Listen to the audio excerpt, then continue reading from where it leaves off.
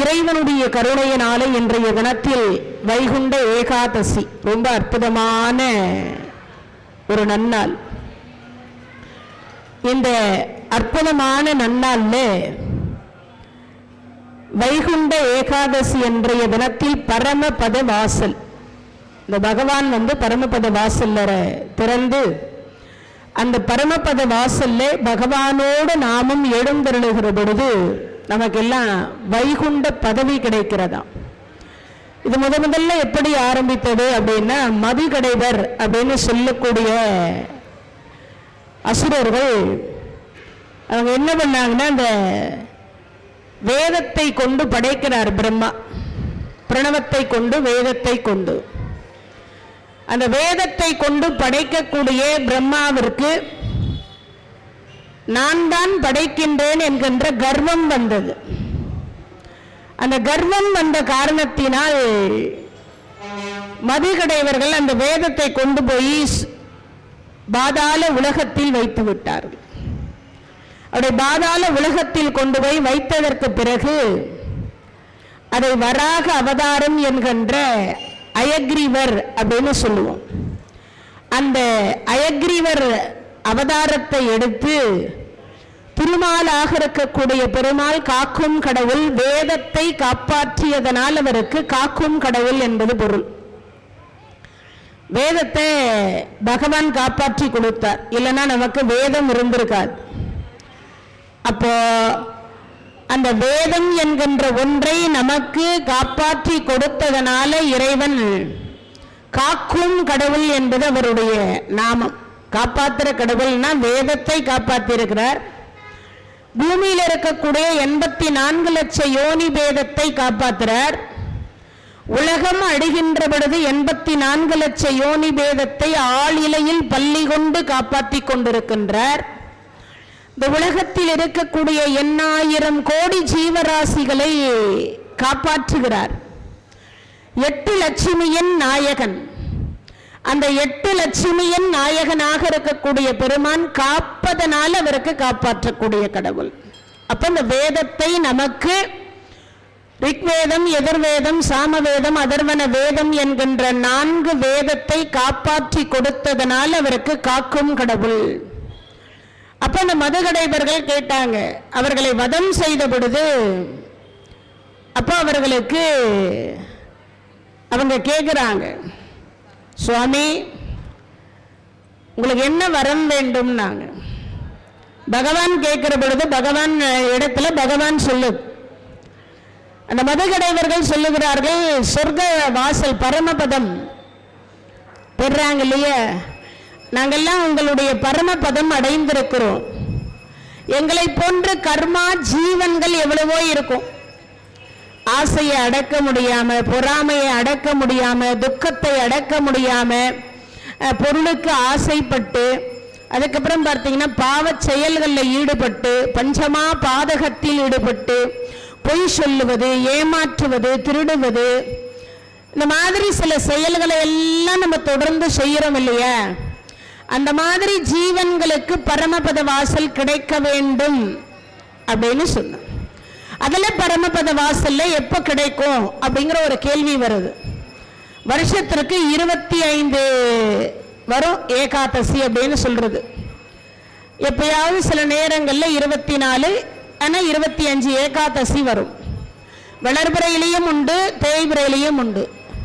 அதுல மாதங்களில் நான் மார்கழியாக இருக்கின்றேன் என்று பகவான் சொல்றார் கீதையில. பரோபகாரம் இதம் சரீரம், இந்த சரீரத்தினால 4 பேருக்கு நன்மை செய், ஒருவருக்கும் தீங்கு செய்யாது. அதே மாதிரி பார்த்தீங்கன்னா இறைவன் மாதங்களில் நான் மார்கழி, இந்த மார்கழி மாசத்துல தேய்பிறையில ஒரு ஏகாதசி வரும், வளர்பிறையில ஒரு ஏகாதசி வரும். மார்கழி மாதத்தில் வரக்கூடிய வளர்பிறை ஏகாதசி வைகுண்ட ஏகாதசி. ஏகாதசின்னா விரதம்னு ஒரு அர்த்தம். ஏகாதசி என்று சொல்லக்கூடியது ஒரு பெண். ஏகாதசி என்பது நிறைய பேருக்கு ஏகாதசின்றது ஏதோ ஒரு விரதம், அது மட்டும்தான் தெரியும். ஆனால் அவள் ஒரு பெண் என்பது யாருக்கும் தெரியாது.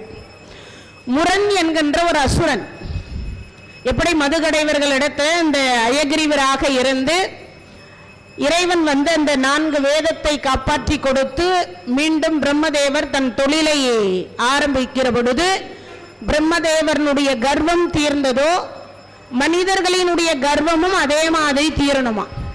இந்த வைகுண்ட ஏகாதசி என்ற தினத்திலிருந்து தான் அந்த வேதத்தை மீண்டும் இறைவன் கொடுத்ததாக புராணம் சொல்லுகிறது. அதே மாதிரி பார்த்தீங்கன்னா இந்த வைகுண்ட ஏகாதசி என்ற தினத்தில் தான் அந்த மதுகடைவர்கள் அப்படின்னு சொல்லக்கூடியவர்களுக்கு இறைவன் பரமபத வாசல் கொடுத்தார். அப்ப அந்த பரமபத வாசல் என்பது 8000 கோடி ஜீவராசிகள் பாவம் செய்யக்கூடியவர்களுக்கும் பரமபத வாசல் கிடைக்க வேண்டும் அப்படின்ற பொழுதுதான் அந்த வைகுண்ட ஏகாதசி என்ற தினத்தில் ஒரு நாள் விரதம் இருக்கணும். ஒரு நாள் விரதம் இருக்கணும். இன்று இரவு முழுக்க முழுக்க நல்லா சாப்பிட்டுட்டு தூங்கணும். நல்லா சாப்பிட்டுட்டா தூங்கணும். என்ன பண்ணோம்? இன்று இரவு முழுக்க தூங்கக்கூடாது. ஆனால் எல்லாம் என்ன பண்றா, டிவியில் நல்ல படத்தை போட்டு உட்காந்து பார்த்துட்டு இருக்கா. வைகுண்ட ஏகாதசி, இது ஏகாதசிய. சில பேர் பரம பதம் விளையாடுவாங்க, சில பேர் எதையோ செய்வாங்க. ஆனால் பகவானுடைய புராண கதையை கேட்கணுமா, ராமாயணம் கேட்கணும், மகாபாரதம் கேட்கணும், அதே மாதிரி பார்த்தீங்கன்னா தசவதார கதைகள் கேட்கணும். எதுவுமே கேட்க தோணலைன்னா கூட பகவானுடைய நாமம் சொல்லணும். அது எது வரைக்கும் சொல்லணும்னா நாளை காலை சூரிய உதயத்தின் வரைக்கும் நாமம் சொல்லணும். நாளைக்கு பகலும் தூங்கக்கூடாது. நாளைக்கு பகல்லையும் தூங்கக்கூடாது. எல்லாம் என்ன பண்றோம், இந்த சிவராத்திரிக்கு வைகுண்ட ஏகாதசிக்கு ராத்திரி எல்லாம் கண்ணு முழிச்சிருமா. பகல் எப்படா 6 மணி ஆகும்னு படைக்க வேண்டிய சாப்பாட்டெல்லாம் படைச்சிட்டு முதல்ல பாய போட்டு தூங்கணும். அப்படிதான் தோணும். அதுதான் நம்மளுடைய விரதம் எல்லாம். அதெல்லாம் ஒரு காலத்தில் இருந்தாங்க. 3 நாள் 3 இரவுகள் எல்லாம் முடிச்சு விரதம் இருந்ததெல்லாம் போச்சு இப்போ. ஆனால் இருந்தால் நன்மை, இருந்தால் நமக்கெல்லாம் அவ்வளவு புண்ணியம் கிடைக்குமா. இந்த வைகுண்ட ஏகாதசி என்ற தினத்தில் விரதம் இருக்கக்கூடிய அடியார் பெருமக்களுக்கு இறைவன் பரமபத வாசல் கொடுக்கிறார். இந்த விரதம் இருக்கக்கூடியவங்களுக்கு பரமபதம் கொடுக்கிறார். பரமபதம்னா என்னது? வைகுந்த பதவி தருகிறார்னு அர்த்தம். அது கூட வைகுந்த பதவியில கூட பரமபத வாசல் வழியாக போறது ஒரு வகை.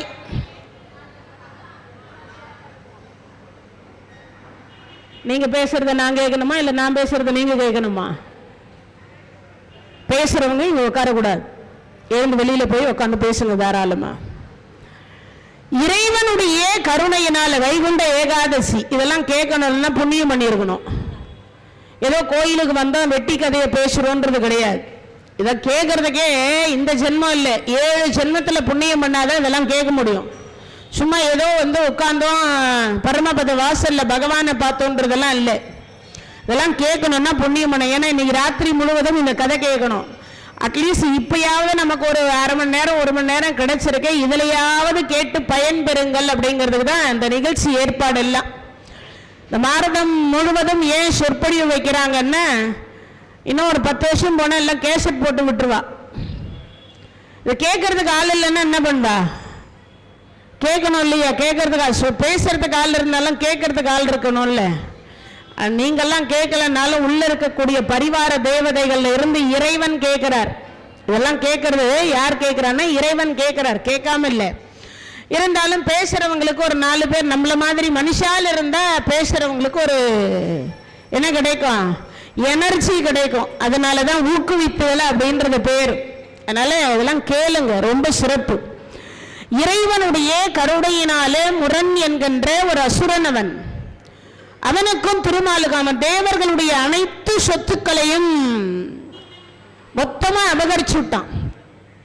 தேவர்களை இடர்படுத்துறான். 33 கோடி தேவர்கள் போய் பெருமாள் கிட்ட முறையீடு செய்கிறார்கள். பெருமாள் சொல்றார், அவனிடத்துல போய் சண்டையிடுறார். 1000 வருஷம் சண்டை போடுறாங்க 2 பேரும். ஆனா அவனை கொல்ல முடியல.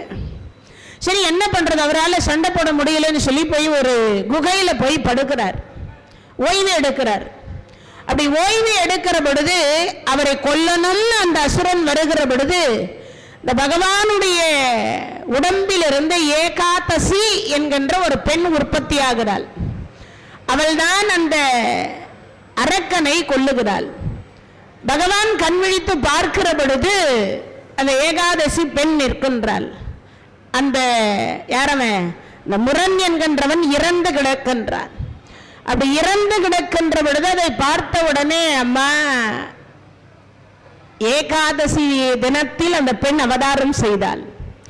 அதனால அந்த ஏகாதசி விரதம் இருக்கக்கூடியவர்கள் கோடி பாவம் செய்தவராக இருந்தாலும் வைகுந்த பதவியை கொடுக்கிறாரா. அது எல்லாத்தையும் தள்ளுபடி பண்றாரா.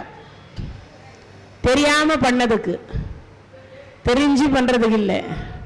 ஏன்னா நிறைய பேர் என்ன நினைப்போம், பாவத்தை பண்ணு, வைகுண்ட ஏகாதசி அன்னைக்கு விரதம் இரு, ஏகாதசி விரதம் இரு, நேர பரமபத வாசல் வழியா பகவான் கூட்டிட்டு போயிடுவார் அப்படின்னு கற்பனை எல்லாம் பண்ணக்கூடாது. பகவானே தப்பு பண்ணாலும் தண்டனை நிச்சயம். கடவுளே தப்பு பண்ணா தண்டனை நிச்சயம்னா நாம பண்ற தப்புக்கெல்லாம் இல்லாம இருக்குமா? கடவுளே தப்பு பண்ண, அப்ப கடவுள் தப்பு பண்ணி இருக்காரான்னா இல்ல. தர்மத்தை காப்பாத்துறதுக்காக சில திருவிளையாடல் நடக்கும். கோபிஸ்ரீகள் அப்படின்னு சொல்லக்கூடிய பெண்கள், அந்த கோபிஸ்ரீகள் என்று சொல்லக்கூடிய பெண்கள் என்ன பண்றான்னா, 16,000 பெண்கள் அவங்க குளிக்கிற இடத்துக்கு, ஆண்கள் குளிக்கிற இடத்துக்கு பெண்கள் போகக்கூடாது, பெண்கள் குளிக்கிற இடத்துக்கு ஆண்கள் போகக்கூடாது. அந்த காலத்தில் கட்டுப்பாடு படித்துறைன்னு வச்சிருந்தா. இப்போ இந்த பெண்கள் குளிச்சுட்டு இருந்தாங்க. இந்த பெண்கள் மட்டும் தானே வருவாங்க, ஆண்கள் யாரும் இல்லையேன்னு நினைச்சு பிறந்த மேனியோடு குளிச்சுட்டு இருக்கா. 16 வயசு அந்த பெண்களுக்கு. பகவானுக்கு ஒரு 14 to 16 நடந்துட்டு இருக்கு. குளிக்கிற பொழுது அந்த பகவான் பார்த்தார், இவங்களுக்கெல்லாம் முன் ஜென்மத்தில் வரம் கொடுத்துருக்கிறோமே, அந்த வரத்தை இப்பொழுது நிறைவேற்றி கொள்ளலாம் அப்படின்னு பகவான் வந்து அந்த ஆடைகள் முழுவதையும் எடுத்து கொண்டு போய் வச்சுட்டார். ஆடைகள் முழுவதுமே எடுத்து கொண்டு போய் மறைச்சு வச்சுக்கிட்டார்.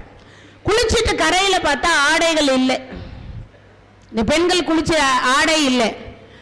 பார்த்தா ஆடை இல்லை, யாரும் இங்க வரமாட்டாலே, யார் எடுத்திருப்பான்னா அப்பதான் இவர் புல்லாங்குழல் வாசிக்கிறார்.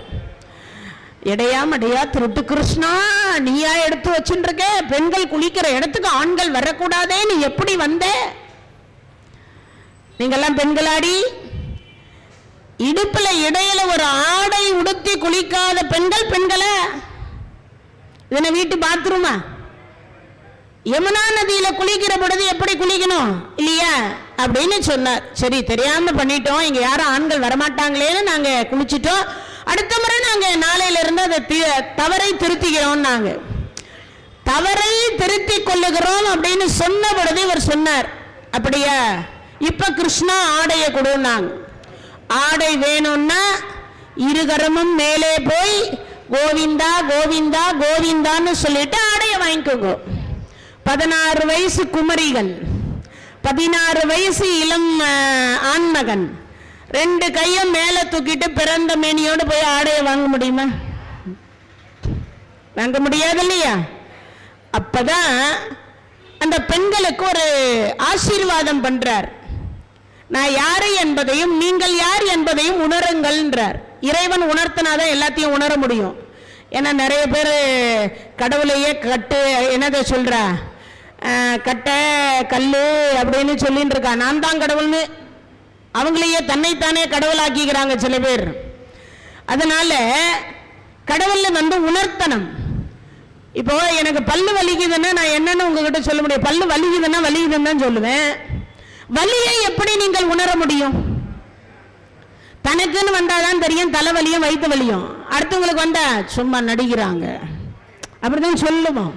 அது மாமியாருக்குன்னு வந்துச்சுன்னா மருமக சொல்லுவாங்க, அந்த கிழவி சும்மாவே நடிக்குதும்பா இல்லையா? அப்ப அந்த மாதிரி இருக்கும். அதனால அதே மாதிரி கரண்ட் வந்து ஒளி என்பது வந்து கொண்டிருக்கின்றது. ஆனா உயர் கண்ணுக்கு தெரியும், அது உள்ளர போகக்கூடிய ஊடுருவக்கூடிய கரண்ட் என்பது நமக்கு, மின்சாரம் என்பது நம்ம கண்ணுக்கு தெரியாது, தொட்டு பார்த்தாதான் தெரியும். அது மாதிரி இறைவனை அனுபவித்தால் மட்டும்தான் உணர முடியும், இல்லைன்னா உணர முடியாது. அப்படிப்பட்ட சிறப்பு இறைவன். இப்ப இறைவன் உணர்த்துறார், என்ன சொல்றார்? முன் ஜென்மத்தில் ராம அவதாரத்தில், இன்னைக்கு எல்லாம் இந்த பாட்டு நீங்க எல்லாம் காதால கேளுங்க. நன்மையும் செல்வமும் நாளும் நல்குமே, திண்மையும் பாவமும் சிதைந்து தேயுமே, ஜன்மமும் மரணமும் இன்றி தீருமே, இம்மையே ராமா என்னும் 2 எழுத்தினால் வந்தாராம், இருந்தாராம், போனாராம், உட்காராம், சாப்பிட்டாராம், தூங்கினாராம், பேசினாராம், கொடுத்தாராம், போய் சேர்ந்தா கூட இறந்தாராம் அப்படின்னு சொல்லலாம். வேற எந்த கடவுளுடைய நாமையும் ஜாயின் பண்ணீங்கன்னா இந்த பேச்சு வழக்குக்கு வராது. ஆனா இவர் நாமத்தை மட்டும் ஜாயின் பண்ணீங்கன்னா அழகா பேசலாம். ஆனா இப்பெல்லாம் அப்படியா பேசுறான்? வாயன், உட்காரன், இருப்பியா போடுவியா, அப்படிதான் ஒருமையில தான் பேசுறோம் எல்லாருமே.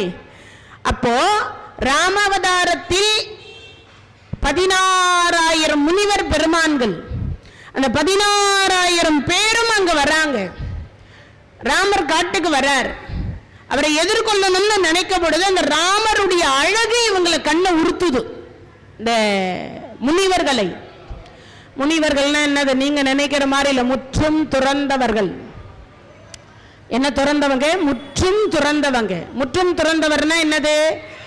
ஆசையை அறுத்தவர்கள்னு அர்த்தம், ஆசைப்படாதவர்கள்னு அர்த்தம். அந்த ஆசையே படாம இருக்கக்கூடியவர்கள் இப்ப நினைக்கிறாங்க இவர் ஒருவனே ஆண், நாம் மட்டும் பெண். யாரு? இந்த 16,000 பேரும் நினைக்கிறாங்க இந்த ராமர் மட்டும்தான் ஆணு, நாம எல்லாம் பெண்ணு. ஒரு முறையாவது இந்த ராமனை கட்டி பிடிக்க மாட்டோமா? யாருக்கு ஆசை? முனிவர்களுக்கு ஆசை. அப்ப ராமர் எவ்வளவு அழகா இருந்திருப்பாருன்னு யோசிக்கணும். அப்ப ராமர் எவ்வளவு அழகா இருந்திருக்கணும். அந்த ராமரை அப்படி கட்டி அணைக்க மாட்டோமான்னு ஆசைப்பட்டதுனால இந்த ஜென்மத்தில், இந்த அவதாரத்தில் என்னது? ஒரு சொல், ஒரு வில், ஒரு இல்.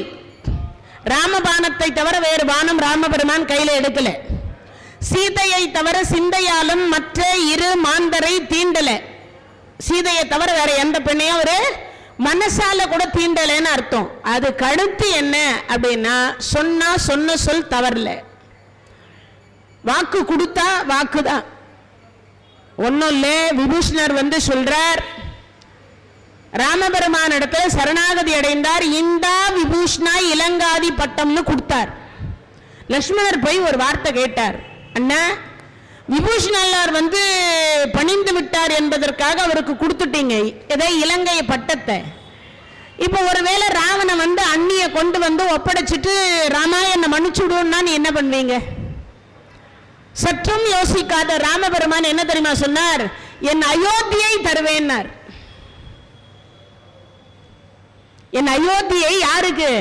தான் மனைவியை கொண்டு போய் வச்சு துன்பப்படுத்தக்கூடியவனுக்கு அயோத்தியை தருவேன்னார். அப்ப ராமர் எவ்வளவு நல்லவரா இருக்குன்னு யோசிக்கணும். அப்பேற்பட்ட பெருமான் ராமபெருமான். அந்த அவதாரத்தில் இந்த முனிவர் பெருமான்கள் ஆசையினால கட்டி அணைக்கணும்னு நினைச்சதுனால ராமபெருமான் சொல்றார், அடுத்த அவதாரத்தில் நீங்கள் இதை செய்து கொள்ளலாம், நான் இப்பவே கொடுத்துடுறேன் வரவன்னு கொடுத்துட்டார். அந்த ராம அவதாரத்தில் கொடுத்த வரத்திற்கு என்ன, இதுவே உங்களுக்கு புரிய வைக்கிறேன் பாருங்க. 1ஆம் தேதியிலிருந்து 30ஆம் தேதி வரைக்கும் வேலை செஞ்சா 1ஆம் தேதி சம்பளம் வாங்கலாம். திங்கக்கிழமையிலிருந்து சனிக்கிழமை வரைக்கும் வேலை செஞ்ச ஞாயிற்றுக்கிழமை சம்பளம் வாங்கலாம், வார சம்பளம். காலையில் 9 மணியிலிருந்து சாயங்காலம் 6 மணி வரைக்கும் வேலை செஞ்சா சாயங்காலம் சம்பளம் வாங்கலாம். ஆனா இதெல்லாம் வந்து இங்குத்தி அனுபவிக்கக்கூடிய சம்பளம், சன்மானம். ஆனா இந்த ஜென்மத்துல என்ன செய்யறோமோ அதை அடுத்த ஜென்மத்துக்கு தான் அனுபவிக்க முடியும். அது நல்லதா இருந்தாலும் சரி, கெட்டதா இருந்தாலும் சரி. இப்ப நம்ம துன்பப்படுறோமே, அது காரணம் என்ன? முன்சினை கர்மா. பிறப்பதற்கு முன் செய்த தீவினையோ இங்கனே வந்து மூண்டதுவே பட்டினத்தார் சொல்றார். இந்த நான் பிறந்ததுல இருந்து ஒரு பாவமும் செய்யல, ஆனா நான் துன்பம் அனுபவிக்கிறேன். அதுக்கு என்ன காரணம்? பிறப்பதற்கு முன் செய்த தீவினை.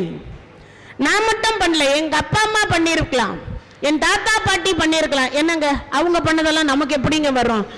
சொத்து சேர்த்து வச்சிருந்தா மட்டும் கேஸ் போட்டு வாங்குறீங்கல்ல, பாட்டன் சொத்து பேரனுக்கு அப்படின்னு, அப்பா சொத்து மகளுக்கு அப்படின்னு வாங்குறோமா இல்லையா?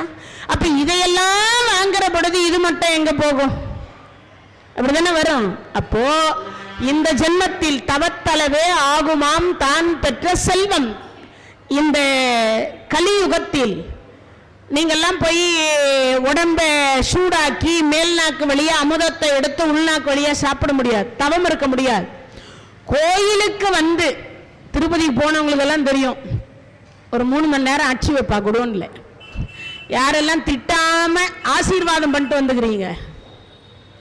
படும்பாவிங்க. திறந்து விட்டா என்ன அவங்க அப்ப மட்டும் சொத்தா குறைஞ்சு போச்சு. 5 மணி நேரம் அடைச்சி வைக்கிறாங்க. அதுக்கு என்ன காரணம் தெரியுமா? இந்த உடம்பு கிட்டத்தட்ட ஒரு 3 மணி நேரம், ஒரு 5 மணி நேரம் ஒரு நாள் அப்படின்னு சொல்லக்கூடிய 24 மணி நேரம் அந்த தலத்துல இருக்கணும். அப்பதான் நீங்க போனதனுடைய புண்ணிய பலன் கிடைக்கும். அதை அடைச்சி வைக்கிறாங்கன்னா சும்மா ஏதோ அடைச்சி வைக்கிறதுக்கு பேர் இல்லை, கூட்டத்துக்காக அடைச்சி வைக்கிறது அர்த்தம் அல்ல. அதுக்கு அர்த்தம் என்ன? கிட்டத்தட்ட அந்த இறைவனுடைய திருமேனியிலிருந்து 22 கிலோமீட்டர் தொலைவுக்கு அந்த இறைவன் ஆசீர்வாதம் என்கின்ற திருவருளை தந்து கொண்டிருக்கின்றார். கிட்டத்தட்ட உங்களுக்கு அந்த 24 மணி நேரம் அங்க இருந்தாதான் அந்த உடம்பு தேகம் நலம் பெறும், ஆன்ம நலம் பெறும், புண்ணியம் கிடைக்கும். நீங்க போனதனுடைய புண்ணியமே அப்பதான் கிடைக்கும். ஆனா நம்ம எல்லாம் என்ன தெரியுமா சொல்லிட்டு இருக்கோம்? திருப்பதியை 1.5 மணி நேரத்துல தரிசனம் பண்ணிட்டு வந்துட்டோம், 3 மணி நேரத்துல தரிசனம் பண்ணிட்டு வந்துட்டோம். பெருமையா சொல்லிட்டு இருக்க. ஆனா அதுல ஒரு பலனும் இல்லைன்னு அர்த்தம். அதுல ஒரு பலனும் இல்லை. கிட்டத்தட்ட 3.25 நாளிகைன்னு சொல்லுவாங்க, 24 நிமிஷம். அப்படி இருக்கும் பட்சத்தில் 24 மணி நேரம் ஒரு பகல், ஒரு இரவு, ஒரு ஆன்மா அங்க தங்கி இருக்கணும். அப்பதான் கர்ம வினை தொலைந்து இந்த ஆன்மா என்று சொல்லக்கூடியது சுகம் பெறும். நம்ம பிள்ளைங்களுக்கு அது போய் சொத்தா சேரும். இப்ப நீங்க எல்லாம் உட்கார்ந்துட்டு இதை கேட்கறீங்க தெரியுமா? இதுதான் நீங்க சேர்த்து வைக்கிற, உங்க பிள்ளைங்களுக்கு சேர்த்து வைக்கிற சொத்து, உங்களுக்கு அடுத்த ஜென்மத்தில் சேர்த்து வைக்கிற சொத்து. ஆனா எல்லாம் என்ன நினைக்கிறா? எப்படா பிரசாதம் கொடுப்பா, எப்படா போலாம்.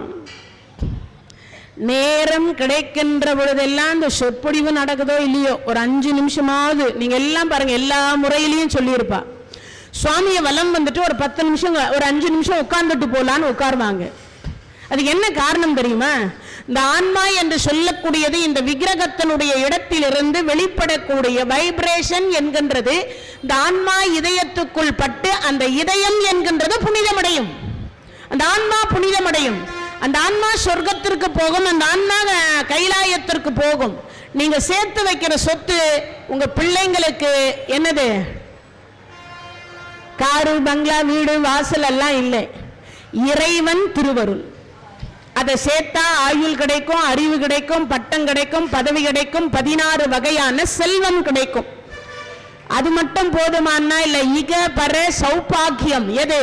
இந்த லோகத்தில் சுகத்தையும் அந்த லோகத்திலும் சுகத்தை அனுபவிப்பார்கள். ஆனா நிறைய என்ன நினைக்கிறோம்? சொத்து சேர்த்தா போதும்னு நினைக்கிறோம். இறைவன் திருவருளை சேர்க்கவே மறந்துடுறோம். இப்ப பகவான் பார்த்தார், உள்ளங்கையை காட்டினார.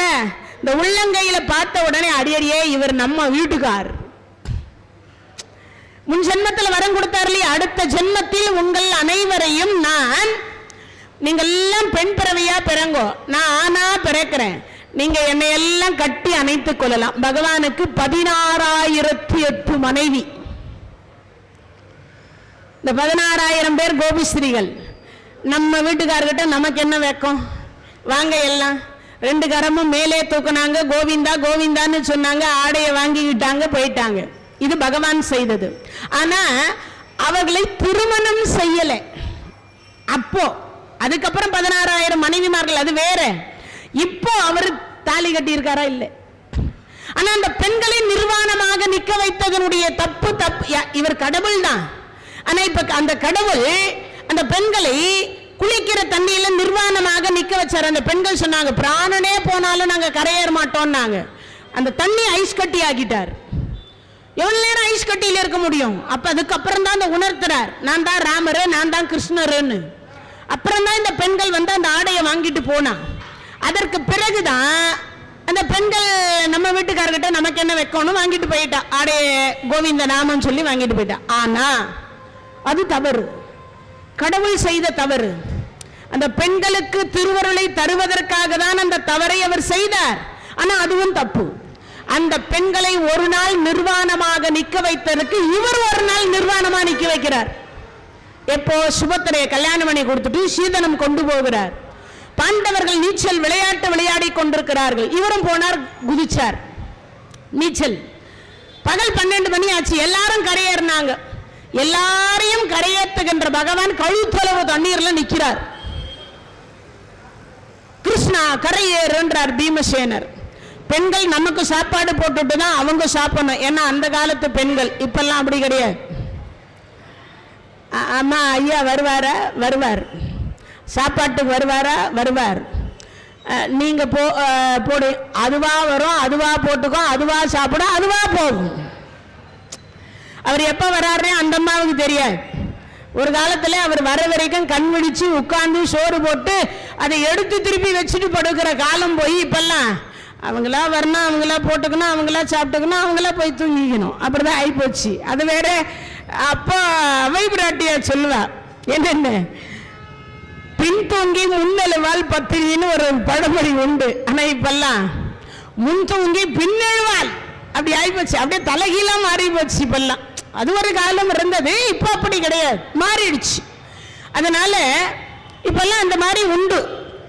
இந்த பெண்கள் கரையேற சொல்லி பீமசேனர் அவ்வளவு கெஞ்சுறார். ஆனா பகவான் கரையேறல. கரை ஏறாத பொழுது அப்பதான் பார்த்தார். ஏன் கரையேறல?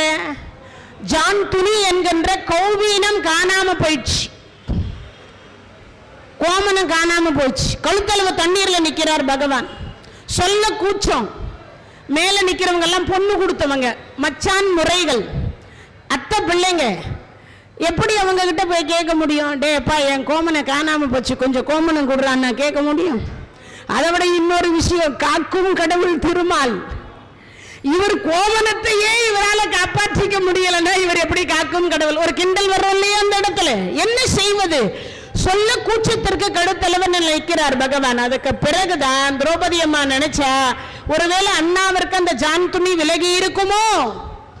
பெண்ணறிவு நுண்ணறிவு. நிறைய பேர் இப்ப பெண் புத்தி பின் புத்தின்றா. அப்படின்னா என்ன அர்த்தம்னே தெரியாது. அந்த பழமொழிக்கு அர்த்தம் தெரியாம பெண் புத்தி பின் புத்தி அப்படின்னா என்ன அர்த்தம் தெரியுமா?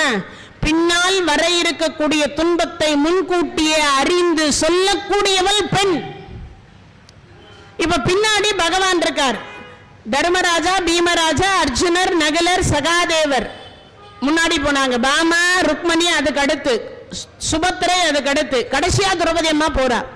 போகும்போது பார்த்தா இந்த முந்தானையில கிழிச்சா, ஒரு கல்ல வச்சா, தூக்கி எறிஞ்சா. அபிஷேகத்தை நாம பார்ப்போம்.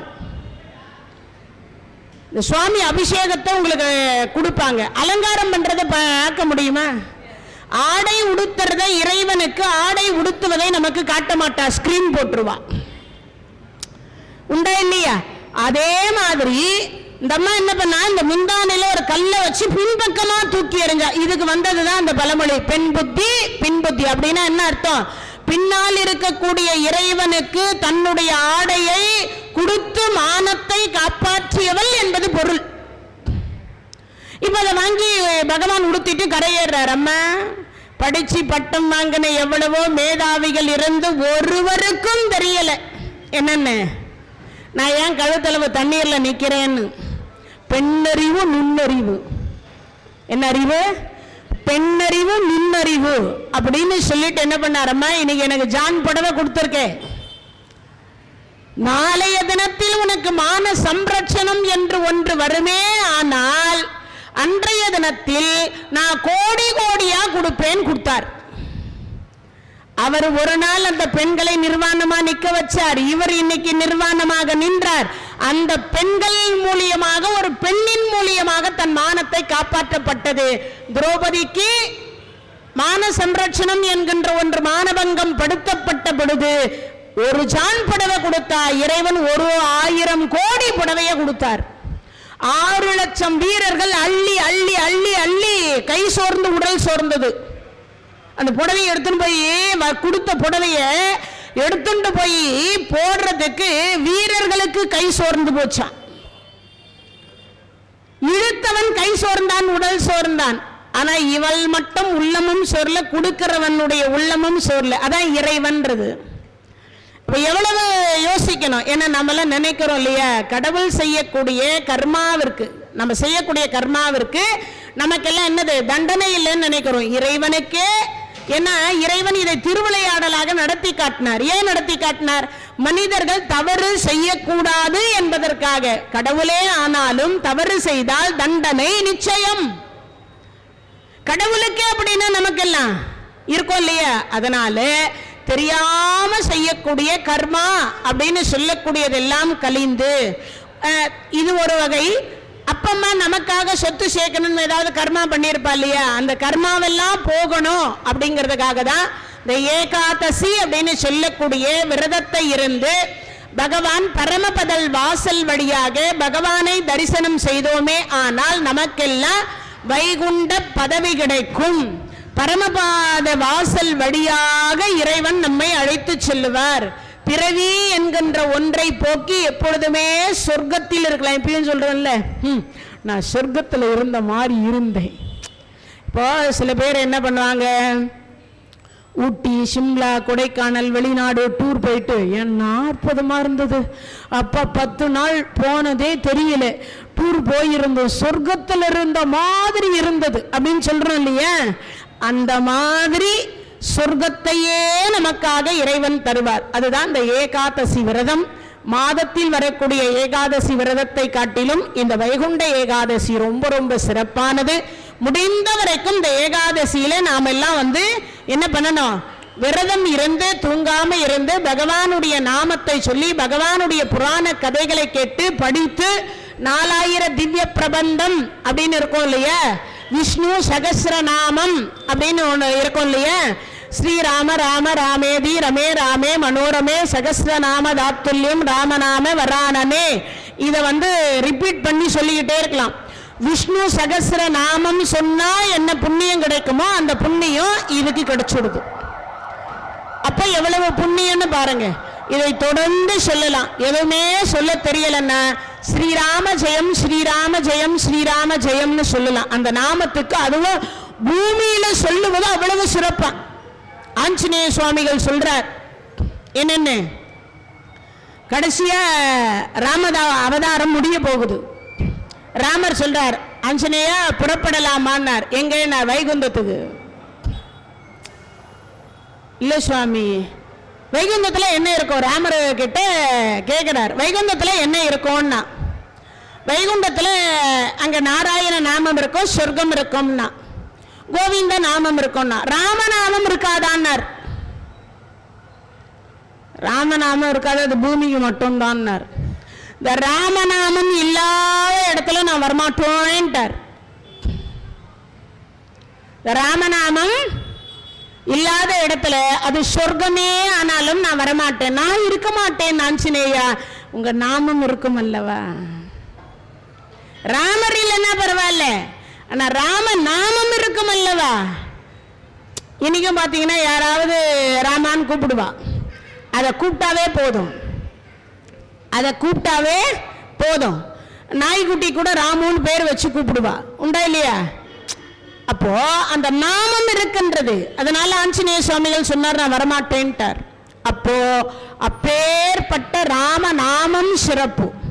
அதனால என்ன பண்ணலாம், ஸ்ரீராம ஜெயம் ஸ்ரீராம ஜெயம் ஸ்ரீராம ஜெயம் என்று சொல்லி ராம ஜெயத்தை எழுதலாம். ஸ்ரீராம ஜெயத்தை இன்று இரவு முழுவதும் எழுதலாம். இன்று இரவு முழுவதும் ஸ்ரீராம ஜெயத்தை ஓதலாம். உங்களுக்கு எவ்வளவு நேரம் கிடைக்குதோ, இன்னைக்கு ராத்திரி முழுவதும் 1 கோடி முறை ஜபம் பண்ணோம்னா அவ்வளவு புண்ணியமா நமக்கு சேரும், நம்ம பிள்ளைங்களுக்கு சேரும், நம்ம பேர பிள்ளைங்களுக்கு சேரும். அப்பேற்பட்ட ஒரு சிறப்புக்கு உரிய நன்னாள் அப்படின்னு சொல்லக்கூடியது இந்த நன்னாள். அதனால எல்லாருமே பகவானுடைய பரமபத வாசல் சென்றடைய வேண்டும் என்று இந்த நல்ல நேரத்தில் பிரார்த்தித்துக் கொண்டு, இறைவனுடைய கருணையினாலே திருப்பள்ளி எழுச்சி என்று சொல்லக்கூடிய திருப்பரந்துறையிலிருந்து இறைவனை யார் பாடுறா? மாணிக்க வாசக பெருமான் பாடுறார்.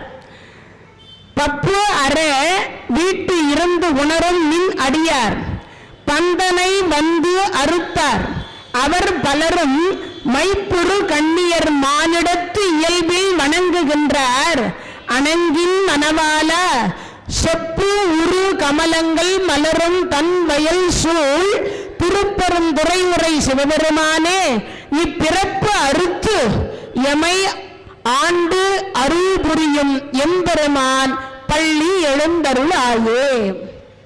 சொல்றபடி சொல்றான்.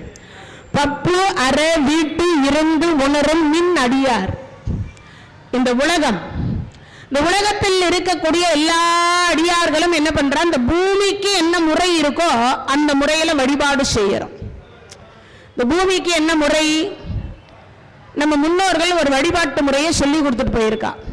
இப்ப ஸ்ரீரங்கத்தில் ராமானுஜர் வழிவகுத்து கொடுத்துட்டு போன முறையில அங்க நடந்து கொண்டிருக்கின்றது திருவிழா காலங்கள் அப்படின்னு.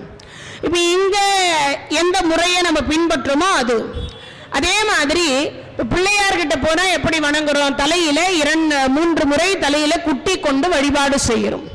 அதே மாதிரி முருகப்பெருமான இடத்துல போனோம்னா அவருடைய நாமங்களை சொல்லி அதற்கு பிறகு நாம வழிபாடு செய்கிறோம். ஒவ்வொருக்கும் அம்பாள் கிட்ட ஒவ்வொரு கடவுளையும் ஒரு முறையில் வழிபாடு செய்வது போல இந்த சிவபெருமானை பப்பு அற வீட்டு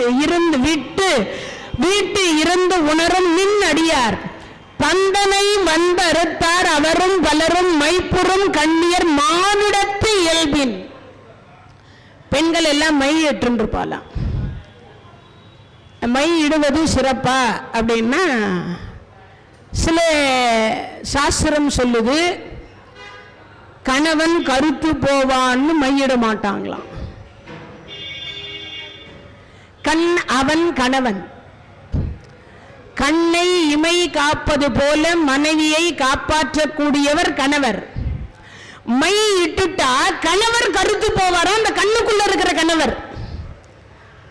அதனாலதான் ஆண்டாள் நாச்சியார் சொன்ன மையிட்டெடுதும் மலரிட்டு நாம் முடியும் செய்யாதன செய்யும். எப்ப இந்த மார்கழி மாசத்துல ஏன் அழகுபடுத்தினா அடுத்தவர்கள் மனசுல நம்ம அழகா இருக்கிறோம்னு பார்த்த உடனே இந்த பெண் நமக்கு மனைவியா வாய்க்க மாட்டாளா அப்படின்னு ஒரு ஆசையை தூண்டிடுமா. இந்த மார்கழி மாசம் நோன்பு இருக்கிற பொழுது அந்த மாதிரி செயல் செய்யக்கூடாது. ஆனா மற்ற நேரத்தில் இடலாமான்னா இடலாம். அப்படின்னா என்ன அர்த்தம், விரத காலங்களில் மையிடக்கூடாது,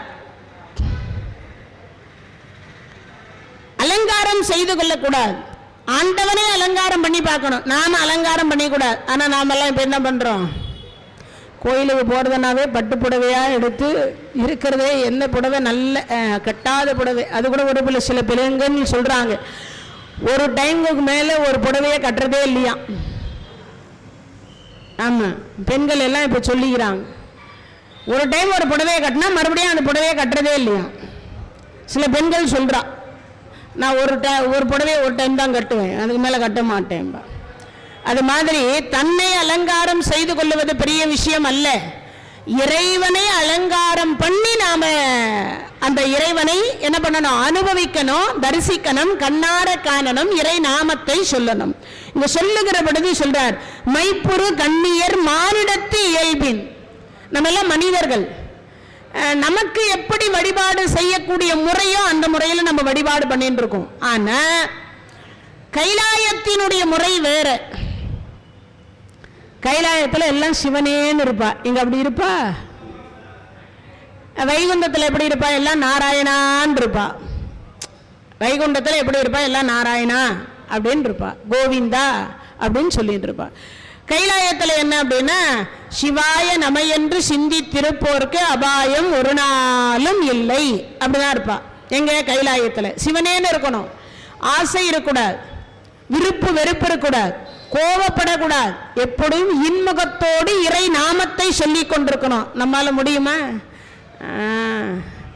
நம்ம கையில, இந்த கையில தீபாராதனை தட்டு இருக்கும், இந்த கையில மணியை வச்சுட்டு இருப்போம்.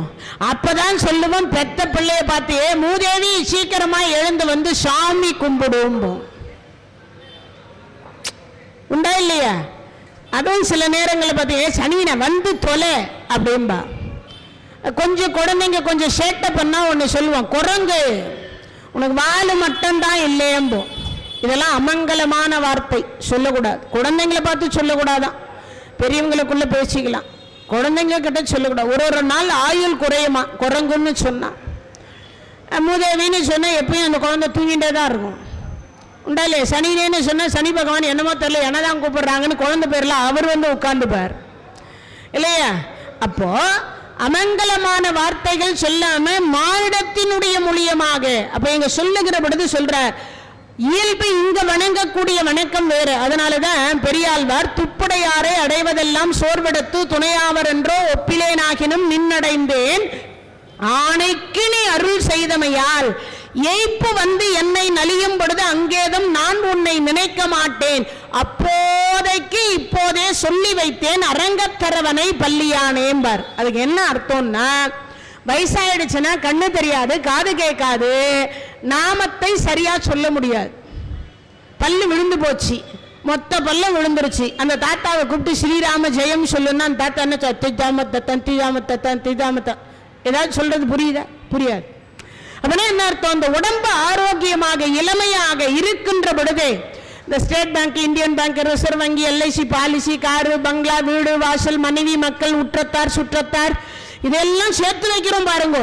அதே போல எதை சேர்த்து வச்சுக்கணும்? இறைவனை வணங்கி வணங்கி வணங்கி வணங்கி வணங்கி வணங்கி என்ன ஒன்னே ஒண்ணுன்னா நீங்க போடுற பேங்க் பேலன்ஸ் நீங்க காசு போட்டா ஏறும். கோயிலுக்கு வந்து இறைவனை வழிபாடு செய்தால் உங்கள் திருவருள் பேலன்ஸ் ஏறும். தான் வித்தியாசம். அப்ப வணங்குவது யார் வேலை? நம்ம வேலை. ஆனா இங்கு சொல்ற பொழுது அவர் சொல்றார் மையுறு கண்ணியர் மானிடத்து இயல்பின் வணங்குகின்றார். ஏன்னா நமக்கு இங்கத்தி முறைதான் தெரியும்.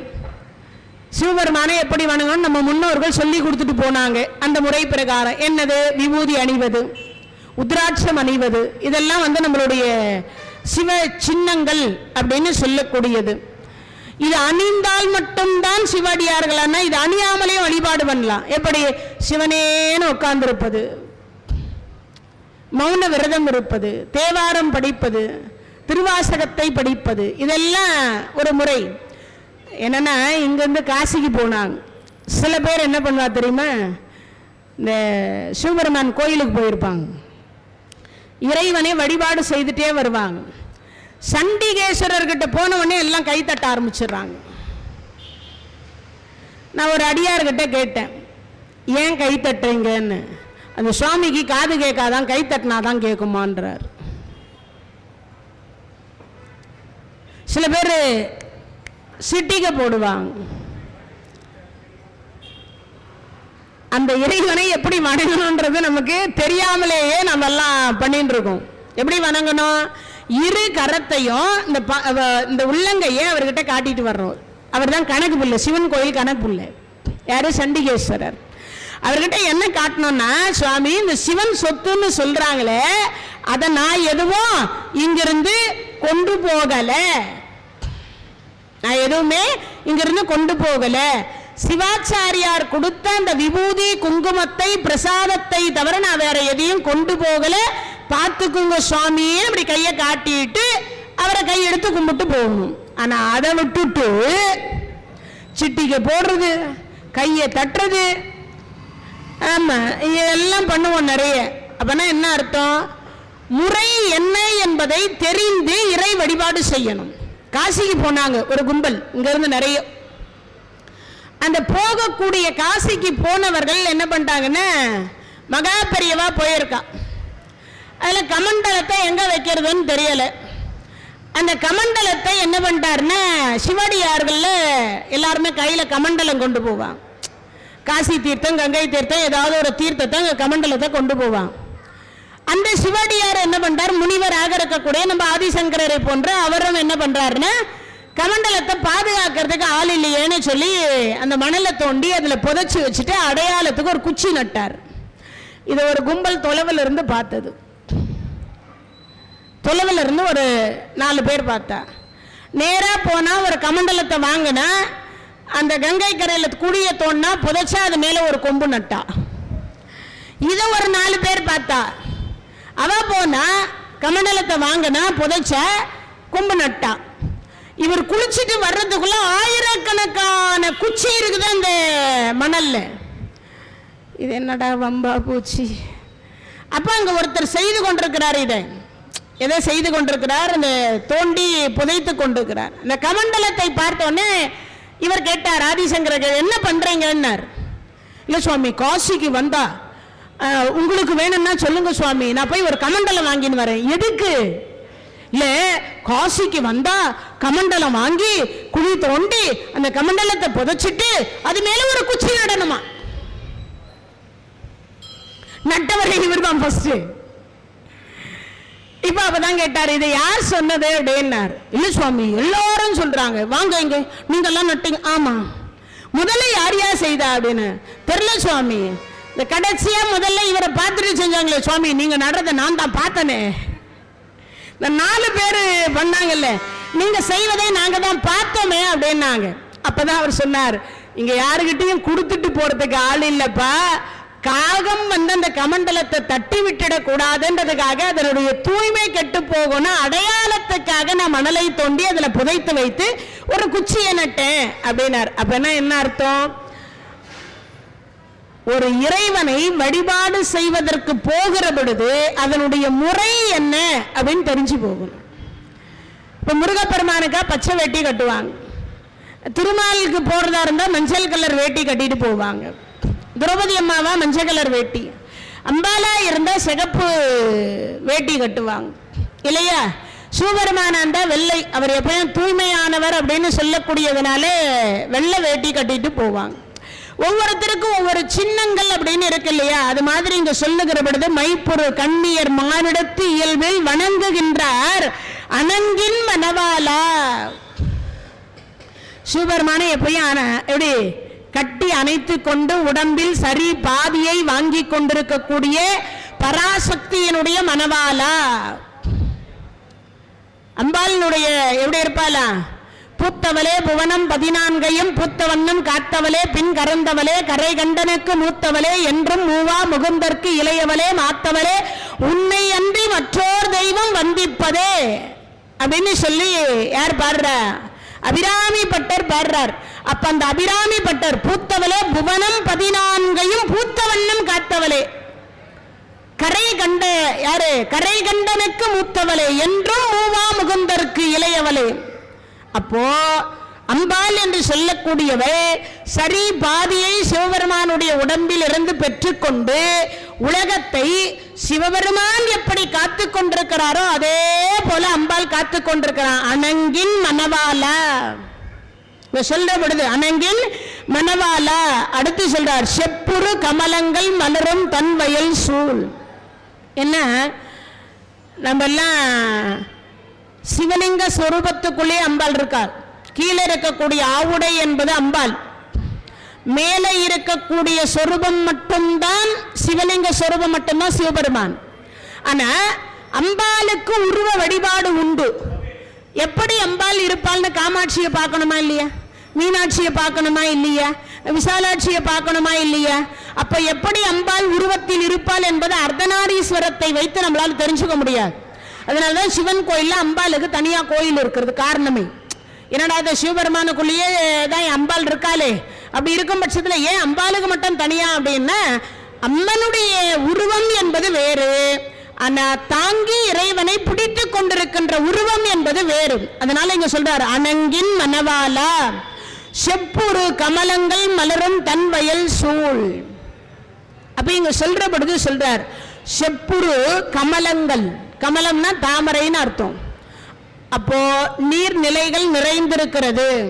அந்த நிறைந்திருக்கக்கூடியதுல தாமரை பூக்கள் பூத்து குலுங்கி கொண்டிருக்கிறது. அதே மாதிரி இறை அடியார்கள் வருவார்கள், சிவ அடியார்கள் வருவார்கள் என்பதற்காக அவர் என்ன பண்ணி வச்சுருக்காரா, 2 பாதத்தை தாமரை போல மலர்ந்து வச்சுருக்காராம். யார் அவரு? இறைவன் திருப்பெருந்துறையில் இருக்கக்கூடிய சிவபெருமான். அடியார்கள் வருவார்கள் என்பதற்காக தாமரை போல தன் பாதத்தை விரித்து மலர்ந்து இன்னொருள் என்று சொல்லக்கூடியதை தருவதற்காகவே காத்துண்டிருக்காராம். நான் சொல்லல, மாணிக்க வாசக பெருமான் சொல்றார், செப்புரு கமலங்கள் மலரும் தன் வயல் சூழ். அப்போ தாமரை போன்று பாதத்தை மலர்ந்து வச்சுருக்கார். அந்த பாதத்தை வணங்க வேண்டியது யாருடைய வேலை? நம்ம வேலை. ஈசனடி போற்றி எந்தையடி போற்றி சிவன் சேவடி போற்றி நேயத்தே நின்ற நிவலனடி போற்றி மாய பிறப்பருக்கும் மன்னன் அடி போற்றி சீரார் பெருந்துரை நம் தேவனடி போற்றி. மீண்டும் மீண்டும் திருவடியை சொல்லியிருப்பார். யாரு? மாணிக்க வாசக பெருமான் திரு வாசகத்தில் சொல்லுகிற பொழுது சிவபுராணத்தில் சொல்லியிருப்பார். அப்போ அந்த திருவடியில நமக்கு இடம் கிடைக்கணும் வேணுமா? அந்த திருவடியில நமக்கு என்ன கிடைக்கணும்? இடம் கிடைக்கணும். ஏன்னா எல்லாருக்கும் சீக்கிரமா இறைவன் திருவடியை கொடுத்துட மாட்டார். ஏன்? அந்த நாராயணருக்கும் பிரம்மதேவருக்குமே காட்டலையே, ஆனா அடியாருக்கு சீக்கிரமா காட்டுறாராம். ஏன்? சிவான்னு கூப்பிட்டா ஓடி வருவாராம், சிவாய நமன்னு கூப்பிட்டா ஓடி வராராம், ஓம் நம சிவாயன்னா ஓடி வந்துருவாராம். யார் அவரு? சிவபெருமான். அதனால அப்படி ஒரு பெருமான் யாரு? சிவபெருமான். செப்புரு கமலங்கள் மலரும் தன் வயல் சூழ் திருப்பெருந்துறை உரை சிவபெருமானே இப்பிறப்பு அறுத்து இன்னும் பாலிக்குமோ இப்பிறவியே என்று அப்பர் பெருமான் சொல்றார். ஆனா மாணிக்க வாசக பெருமான் இதுல சொல்றார், இப்பிறப்பு அறுத்து எமை ஆண்டு அருள் புரியும்ன்றார். ஏன்? பிறவி பிறந்தாதான் நமக்கு எல்லாம் துன்பமே. பிறப்புன்னு ஒண்ணு இல்லைன்னா பிரச்சனையே கிடையாது. பிறப்பு இல்லைன்னா பிரச்சனையே கிடையாது. காரு வேணுமா, பங்களா வேணுமா, வீடு வேணுமா, மனைவி வேணுமா, நல்ல கணவர் வேணுமா, ஏதாவது வேணுமா, எந்த பிரச்சனையும் கிடையாது. எப்பயும் சிவபெருமான் பக்கத்திலேயே இருக்கலாம் இல்லையா? அப்ப பிறப்பு என்கின்ற ஒன்று இருந்தா என்ன வேணும்னு தோணுது? எதெல்லாம் பார்க்கிறோமோ அதெல்லாம் நமக்கு வேணும்னு தோணும். ஆசைக்கு அளவு கிடையாது. இன்னொன்று, பாவம் செய்வதற்கும் இந்த மனம் துணிகிறது. ஏன்? இந்த உடம்பினுடைய சுகம் காண்பதற்கு. ஆன்மாவுக்கு சுகம் எதுன்னா ஆண்டவனை தேடுவது மட்டும்தான் ஆன்மாவினுடைய சுகம். ஆனா இந்த உடம்பினுடைய சுகம் தேடுவதுதான் எல்லாமே. காரா இருக்கலாம், மனைவியா இருக்கலாம், பிள்ளைங்களா இருக்கலாம், குழந்தைங்களா இருக்கலாம், செல்வமா இருக்கலாம், நம்ம அனுபவிக்கக்கூடிய அனைத்தும் இந்த உடம்பினுடைய சுகம் காண்பதற்கு. வேற நீங்க சொல்லுங்க பாப்போம். கார்ல போறோம், அது எதுக்கு? இந்த உடம்பு சுகமா போறது. ஏசி போட்டுக்கிறோம், அது எதுக்கு? இந்த உடம்பு சுகமாக இருப்பதற்கு. உண்ணுகின்றோம், எத்தனை சாப்பாடு இருக்கோ அவ்வளவையும் டேஸ்ட் பண்றோம், அது எதுக்கு? இந்த நாக்கில் ஒட்டி கொண்ட டேஸ்டுக்காக, சுவைக்காக. அதுதானே உண்மையும் கூட. அப்போ இந்த கண்ணு பாருங்க, இறைவனை காண்பதை காட்டிலும் கெட்டதுன்னா ரொம்ப நேரம் பார்க்குது. நல்லதை பாருன்னா பார்க்க மாட்டேன். காது நல்லதை கேளுன்னா கேட்க மாட்டேன். ஒரு காலத்துல எங்க குருநாதர் வாரியார் சுவாமிகள் நிகழ்ச்சி பண்ற பொழுது ஆயிரக்கணக்கில் ரோட்ல நின்று கேட்டாங்க, ரொம்ப நல்ல விஷயமாச்சேன்னு. ஆனா இப்பெல்லாம் உட்கார்ந்து கேட்கறதுக்கே 4 பேர் இருக்க மாட்டேன்றா. உண்மையே இல்லையா? அப்போ இந்த செவி என்பது நல்லதை கேட்பதற்கு அவ்வளவு சீக்கிரம் ஓபன் பண்ண மாட்டேங்குது. தீயதை கேட்கறதுன்னா சீக்கிரமா செவி. ஏன்? 2 பேருக்கு சண்டை நடந்துட்டு இருக்கும், என்ன பேசுகிறான்னு இந்த காது அவ்வளவு ஓட்டு. பக்கத்து வீட்டுல எதனா பேசிட்டு இருப்பாங்க, என்ன பேசுகிறாங்கன்னு இந்த காது ஓட்டுது. உண்மையே இல்லையா? ஆனா நல்ல விஷயத்திற்கு பாருங்க வாய்ப்பே கிடையாது. இந்த வாய் நல்ல விஷயத்தை பேசுவதை காட்டிலும் தீய விஷயத்திற்கு அதிகமாக பேசுது. நல்ல விஷயம்னா என்னது? நாமம் சொல்லுவது நல்ல விஷயம், தேவாரம் பாடுவது நல்ல விஷயம், பிரபந்தம் பாடுவது நல்ல விஷயம். ஆனா பாடுதா? கத்துக்கணும்னு முயற்சி பண்ணுதா? ஒரு பாட்டாவது கத்துக்கணும்னு முயற்சி பண்ணுதா? பண்றதுல. சித்திரம் கைப்பழக்கம், செந்தமிழ் நாப்பழக்கம் பண்ணணுமா இல்லையா? ஆனா பண்றோமா? கிடையாது. ஆனா இங்க சொல்றபடி சொல்ற, பிறப்பு அறுத்து எமை ஆண்டு அருள் புரியும். பிறப்பு அறுக்கணும். யார் அறுப்பா? சிவபெருமான் அறுப்பார். எல்லாரும் பிறப்பு வேணான்னு சொன்னா, அப்பர் பெருமான் மட்டும்தான் வேணும்னு சொன்னார்.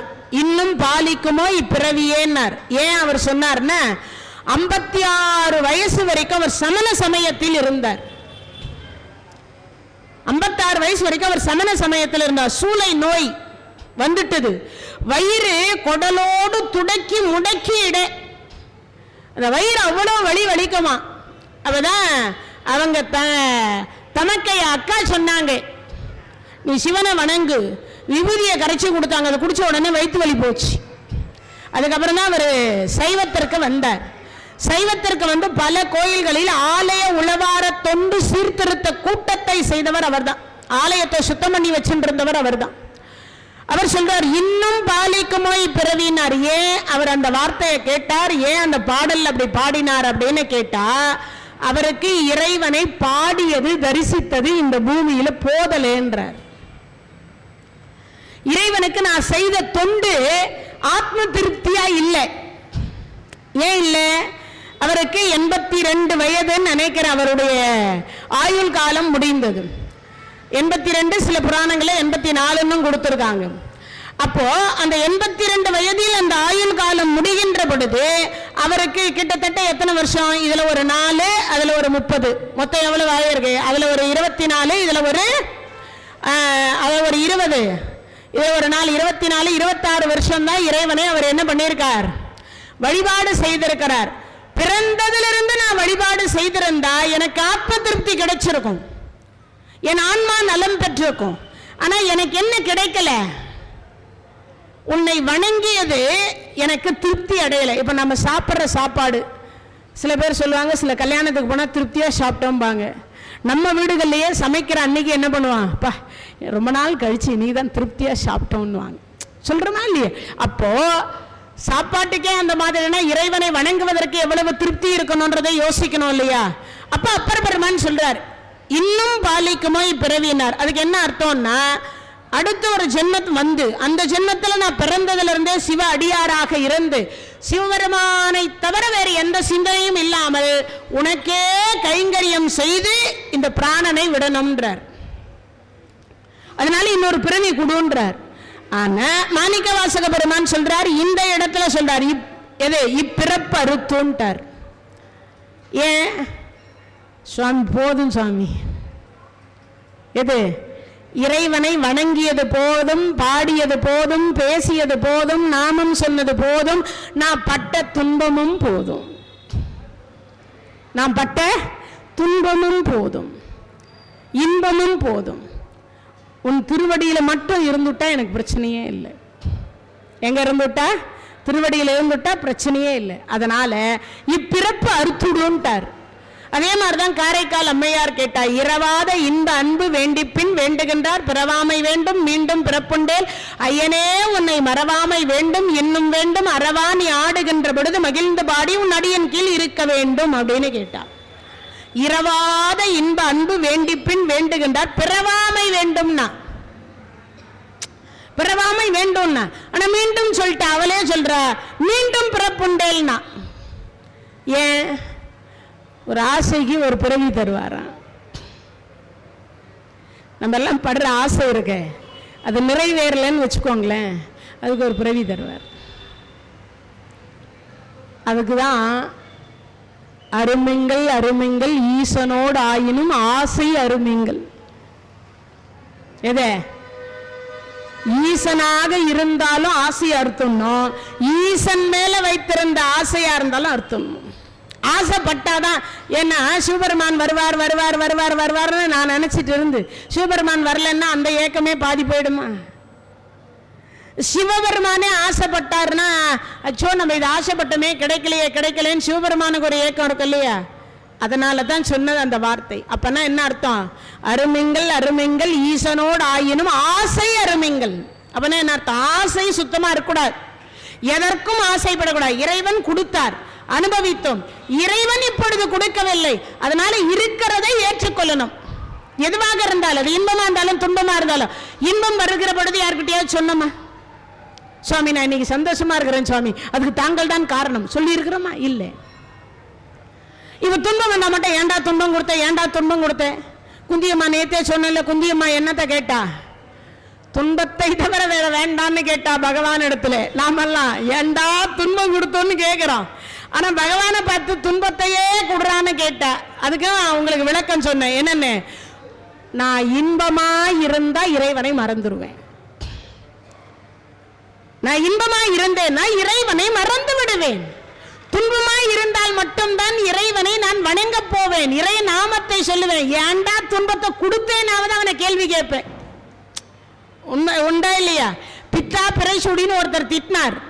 யார் அவர்? சுந்தரமூர்த்தி சுவாமிகள். உனக்கு பைத்தியமா? திட்டினாரே இல்லையா? முதல் வார்த்தையே அதான் சொன்ன வார்த்தையே, பித்தா பிறைசூடி பெருமானேன்னார். பித்தான்னா பைத்தியக்காரான்னு அர்த்தம். அப்படின்னா உனக்கு என்ன பைத்தியமான் திட்டார்? திட்டினவரையே தோழனாக ஆக்கி கொண்டார் இறைவன் சிவபெருமான் இல்லையா? அப்ப இங்க சொல்ற பொழுது சொல்றார், இரவாத இன்ப அன்பு வேண்டிப்பின் வேண்டுகின்றார், பிறவாமை வேண்டும், மீண்டும் பிறப்புண்டேல்னா. ஏன்? ஒருவேளை நான் அந்த ஜென்மத்தில் தவறு செய்திருந்தால் ஒரு பிறவி தருவாய், ஆசைப்பட்டிருந்தால் ஒரு பிறவி தருவாய். அந்த ஜென்மத்திலேயே நான் உன்னை மறவாமை வேண்டும். ஏன்? இந்த ஜென்மத்தில் எப்படி அடியாரா இருக்கணும், அடுத்த ஜென்மத்திலே அதே கொடு. அப்பயும் நான் உன்னை மறக்க கூடாது. மீண்டும் பிறப்புண்டேல் ஐயனே நான் உன்னை மறவாமை வேண்டும், இன்னும் வேண்டும் அறவா நீ ஆடுகின்ற பொழுது மகிழ்ந்து பாடி திருவடி கீழே இருக்கணும்னா. அதுதான் திருவலங்காடு. ரத்தின சபை என்று சொல்லக்கூடிய 5 சபைகளில் முதல் சபையாக விளங்கக்கூடியது காரைக்கால் அம்மையாருக்கு மோட்சத்தை கொடுத்த தலம் அது. அது மாதிரி இங்கே சொல்லுகிற இப்பிறப்பு அறுத்து விடு. இந்த பாட்டு பாடினா பிறவி போயிடுமா?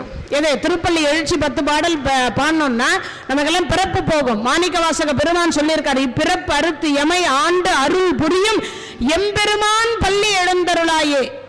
ஏன் சுவாமி? பிறவி போதும் சுவாமி, நாங்கள் பட்ட துன்பமோ இன்பமோ இரண்டுமே போதும் சுவாமி. உங்கள் திருவடி நிலையில் சிவகணங்களா பூதகணங்களா இருந்து உன் நாமத்தை எப்பயும் சதா சர்வகாலம் சொல்லிக் கொண்டு சிவனே என்ற அந்த சிவபெருமானையே நினைந்து நினைந்து உணர்ந்து உணர்ந்து நெகிழ்ந்து நெகிழ்ந்து ஊற்றரும் கண்ணீர் அதனால் உடம்பு நனைந்து நனைந்து அந்த மாதிரி இறைவனை சரணாகதி அடைஞ்சொன்னுமா. அந்த சரணாகதிக்கு தாங்கள் பள்ளி எழுந்தருள வேண்டும் என்று இந்த திருப்பள்ளி எழுச்சியிலே 6வது பாடலை நிறைவு செய்கிறார். யாரு?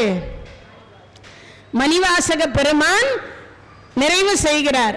அடுத்ததாக நாம என்ன பண்ண போறோம்? திருப்பாவை. திருப்பாவையில நேற்று பார்த்த பாடல், நேற்று எந்த பாடல் பார்த்தோம்? மாலே மணிவண்ணா 26வது பாடலை பார்த்தோம். கூடாரை நேற்றைய தினத்துல மாலே மணிவண்ணா மார்கழி நீராடுவான் மேலையார் செய்வனங்கள் வேண்டுவன அப்படின்னு நேற்றைய தினத்துல பார்த்தோம். இன்றைய தினத்தில் கூடாரை வெல்லும் சீர் கோவிந்தா உன் தன்னை பாடி பறை கொண்டு யாம் பெரும் சன்மானம் நாடு புகழும் பரிசினால் நன்றாக சூடகமே தோல்வளையே தோடே செவியே சொல்றார். செவி பூவே பாடகமே என்று உனை பல்கலனாலும் அங்க சொல்ற பொழுது சொல்றார். என்னது?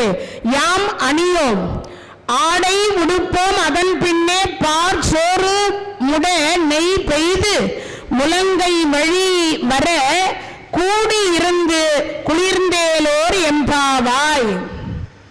அப்படின்னா என்ன அர்த்தம்? முடிஞ்ச வரைக்குமோ இப்ப இறைவனை பார்த்துடணும். பார்த்துட்டு என்ன பண்ணணுமா? இறைவனை வணங்கி இன்னருளை பெறணும். அந்த இன்னருள் கூடாரை வெல்லும் சீர் கோவிந்தா உன்றன் தன்னை.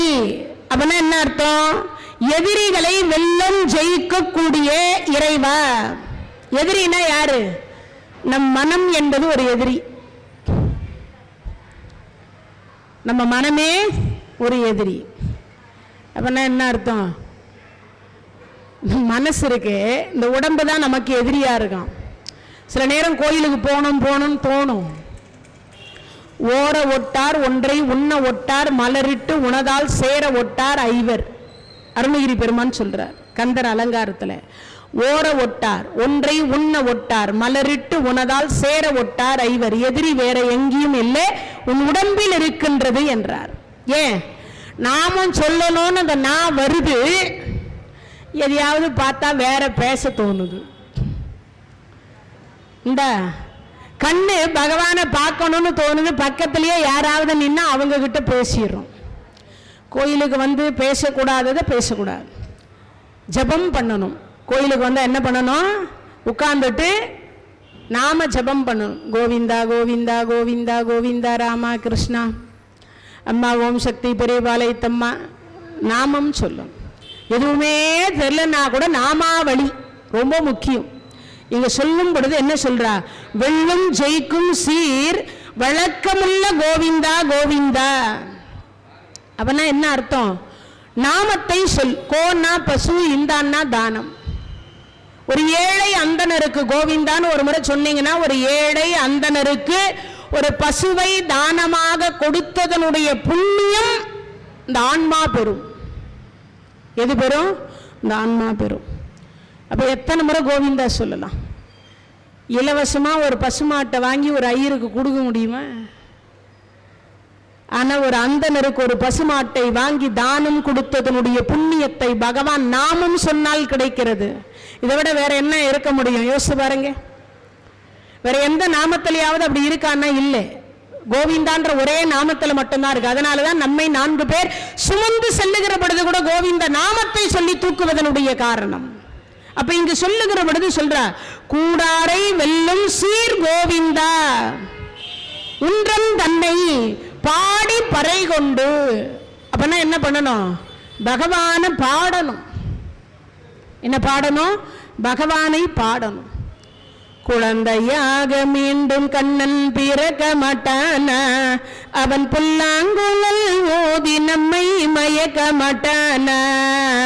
குழந்தையாக மீண்டும் கண்ணன் பிறக்க மாட்டானா, அவன் புல்லாங்குழல் ஓதி நம்மை மயக்க மாட்டானா. மாடு கன்று காட்டில் ஓட்டி மேய்க்க மாட்டானா, மாடு கன்று காட்டில் ஓட்டி மேய்க்க மாட்டானா. தின ஆடி பாடி ஓடி நம்மை சேர்க்க மாட்டானா. குழந்தையாக மீண்டும் கண்ணன் பிறக்க மாட்டானா, அவன் புல்லாங்குழல் ஓதி நம்மை மயக்க மாட்டானா. மலையை எடுத்து குடையை போல பிடிக்க மாட்டானா, மலையை எடுத்து குடையை போல பிடிக்க மாட்டானா. நம் தலையில் மழை விழுவதையும் தடுக்க மாட்டானா. குழந்தையாக மீண்டும் கண்ணன் பிறக்க மாட்டானா, அவன் புல்லாங்குழல் ஊதி நம்மை மயக்க மாட்டானா. கீதை தன்னை திரும்பவுமே கூற மாட்டானா, கீதை தன்னை திரும்பவுமே கூற மாட்டானா. அதை கேட்டு நாமும் சிறந்தவராய் மாற மாட்டோமா. குழந்தையாக மீண்டும் கண்ணன் பிறக்க மாட்டானா, அவன் புல்லாங்குழல் ஓதி நம்மை மயக்க மாட்டானா. நம்மை மயக்க மாட்டானா, நம்மை மயக்க மாட்டானா. பாடணுமா? அவ்வளவு பிடிக்குமா பகவானுக்கு பாடினா? அது பெரிய பாட்டு. நான் சுருக்கி தான் பாடினேன். ஏன்னா நேரம் இல்லாத காரணத்தினால ஒரு 4 வரியாச்சும் அந்த பகவான், இன்னைக்கு வைகுண்ட ஏகாதசி இல்லையா, அந்த பகவான் நம்மளுடைய பாட்டை யாராச்சும் பாட மாட்டாளான்னு கேட்டுருப்பார் இல்லையா, அதுக்காக சும்மா ஒரு 4 வரியா.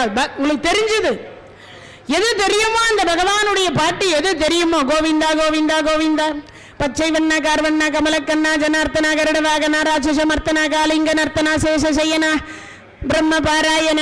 ஏதாவது ஒரு நாமம் எதையாவது பாடணும். ஓமரி ஸ்ரீகரி நரகரி முரகரி 1000 நாமங்கள் இருக்கின்றது பகவானுக்கு. அந்த நாமத்தையாவது பாடுற மாதிரி பாடிண்டே இருக்கணும், சொல்ற மாதிரி சொல்லிண்டே இருக்கணும். அப்படி இங்கு சொல்லுகிற பொழுது சொல்றார், பாடி பறை கொண்டு யாம் பெரும் சன்மானம். அப்பனா என்ன அர்த்தம்? பாடி பறை கொண்டு, பாடி பயனடையணுமா, பாடணுமா. நிறைய பேர் சொல்வா, ஐயோ ராகம் தெரியாதே, நான் பேசினா நல்லா இருக்காதே, நான் பாடினா நல்லா இருக்கு. அதெல்லாம் எதுவும் கேட்கல.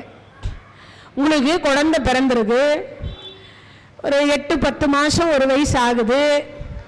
அந்த குழந்தை அப்பதான் அம்மா அப்படின்னு முழுசா சொல்ல தெரியாது, அம்மு அம்மு அப்படின்னும், சிலது அப்பான்றதை பூன்னும், அத்தைன்றதை அத்தைன்னு கூட முழுசா சொல்ல தெரியாது. நம்ம இந்த உறவுகள் எல்லாம் என்ன பண்ணும், அப்பா அம்மா என்ன சொல்ல, ஐயோ என் பையன் என்ன அப்பான்னு கூப்பிட்டுட்டான், அப்பா சொல்லுவார். அம்மான்னு கூப்பிட்டுட்டான் என் குழந்தை, யாரு அம்மா சொல்லுவா. உண்டா இல்லையா? ஒரு ஜென்மத்துக்கு வரக்கூடிய அம்மா அப்பாவே இவ்வளவு சந்தோஷப்படுறான்னா, ஜென்ம ஜென்மாந்திரத்திற்கும் நமக்கு அம்மை அப்பர் யாரு? பகவான் எம்பெருமான் கிருஷ்ணர். ஜென்ம ஜென்மாந்திரத்துக்கும் நமக்கு யாரு? மகாலட்சுமி தான் அம்மா இல்லையா? அப்ப அவ ஆசை சந்தோஷப்படுவாங்களா மாட்டாங்களா? குழந்தைக்கு இங்கிருந்து திருப்பதிக்கு போனார் ஒருத்தர்.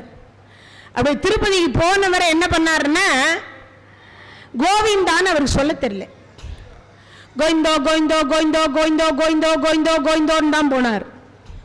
எங்கள் பக்கத்தில் இருக்கிறவர் சொன்னார், ஏன் அப்படி சொல்லக்கூடாதியா, கோவிந்தான்னு சொல்லியா. நீங்கள் வேற சுவாமி, கோவிந்தா கோவிந்தோ கோவிந்தா கோவிந்தோ இப்படியே தான் சொன்னார். அப்போ எப்படி திருவருள் இறைவன்னா, தப்பா சொல்லியதற்கே இறைவன் திருவருள் தான் கொடுத்தார். எது? கோவிந்தா என்கின்ற நாமத்தை கோவிந்தோ என்று சொன்னபொழுது என் குழந்தைக்கு அப்படிதான் வருது. யார் சொல்றா?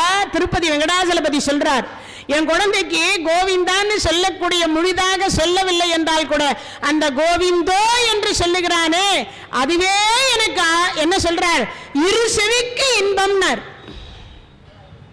இரு செவிக்கு இன்பம்னார். எது? கோவிந்தோ போன்றதே இன்பமா இருந்துச்சான். கோவிந்தா அப்படின்னா வருவார்னு அர்த்தம், தான்னா வராருன்னு அர்த்தம், தான்னா குடுன்னு அர்த்தம் ஒரு அர்த்தம். கோவிந்தோ அப்படின்னா போன்னு அர்த்தம். கோவிந்தோன்னா போன்னு அர்த்தம்.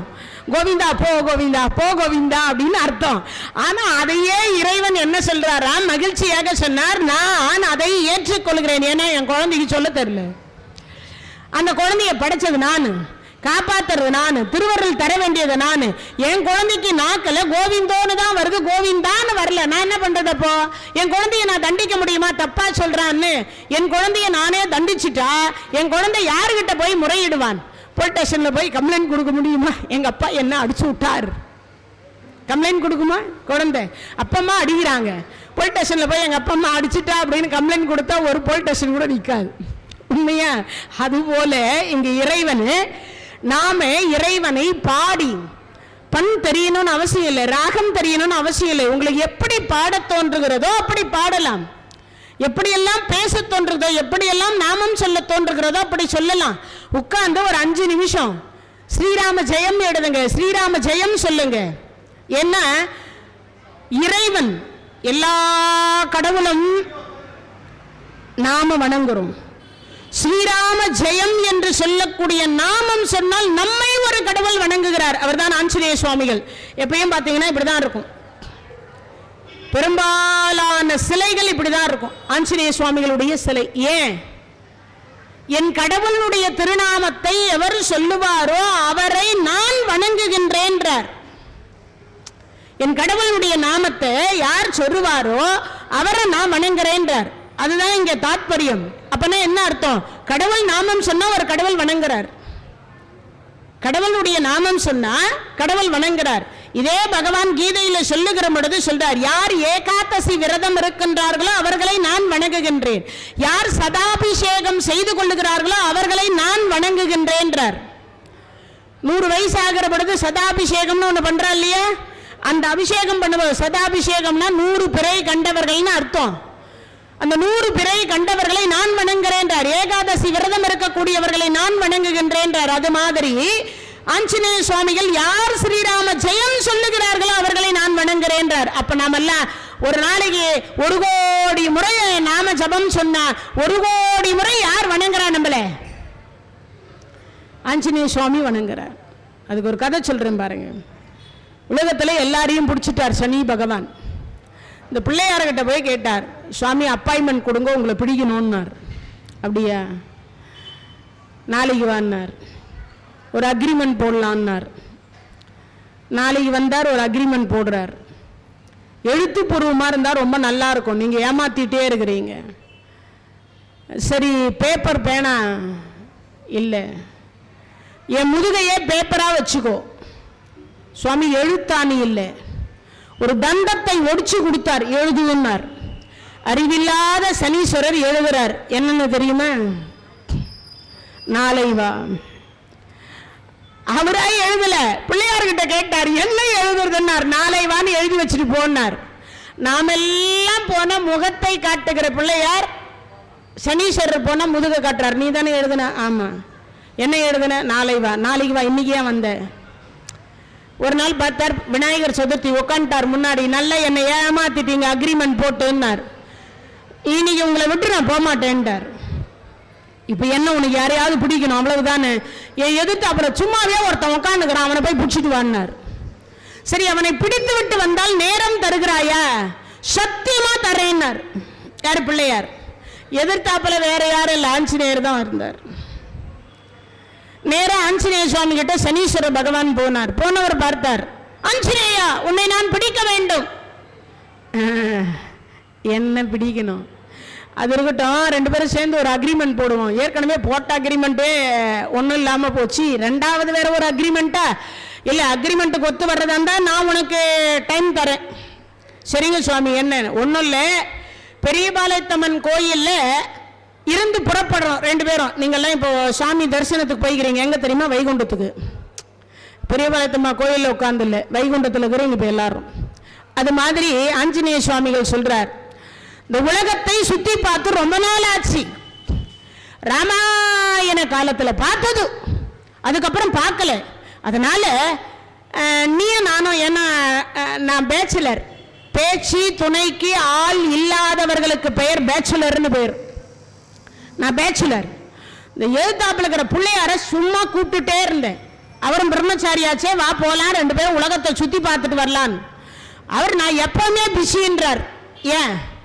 கிரகப்பிரவேசம் என்னதான் கூப்பிடுறாங்க, கல்யாணமா என்னதான் கூப்பிடுறாங்க, போனாலும் என்னதான் கூப்பிடுறாங்க, சீமந்தமா என்னதான் கூப்பிடுறாங்க, பிறந்தாலும் என்னதான் கூப்பிடுறாங்க, இறந்தாலும் என்னதான் கூப்பிடுறாங்க, நாத்து நட்டா கூட என்னதான் கூப்பிடுறாங்க. பிள்ளையார் பிடிச்சி வச்சுதான் நாத்தே நடுவோம். உண்டா இல்லையா? எல்லாத்துக்கும் பிள்ளையார் வழிபாடு உண்டு. அதனால அவர் ரொம்ப பிஸியா இருக்கேன்னு இவ்வளவு நாள் வரல.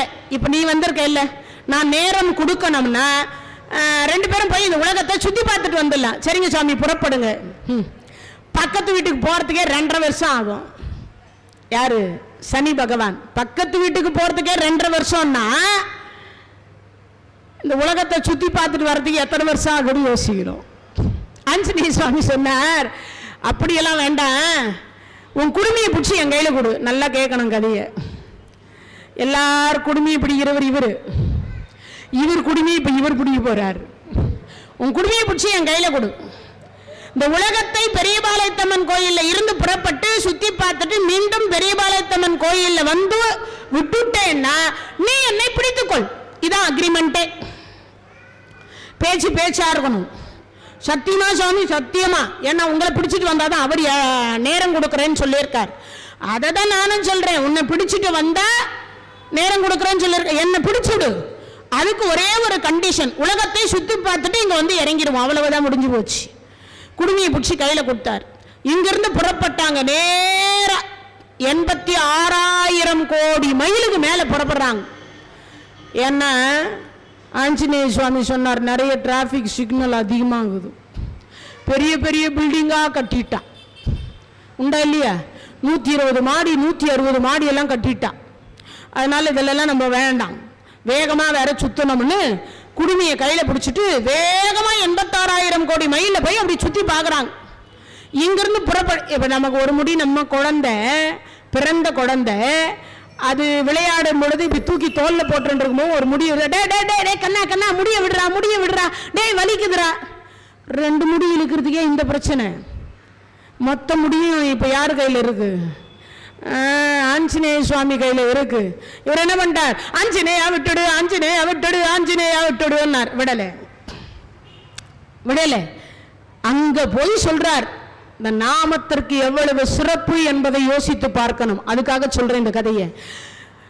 86,000 கோடி மைல்ல போய் சொல்றார். ஆஹா, ஆஞ்சநேய சுவாமி கிட்ட போய் இது வேணும் அது வேணும்னு கேட்க கூடாது, அவர்கிட்ட ஸ்ரீராம ஜெயம் சொன்னாதானே அவர் எல்லாம் தருவார் அப்படின்னு 86,000 கோடி மைல்ல போய் மேல போய் நின்னுட்டு என்ன பண்றார்?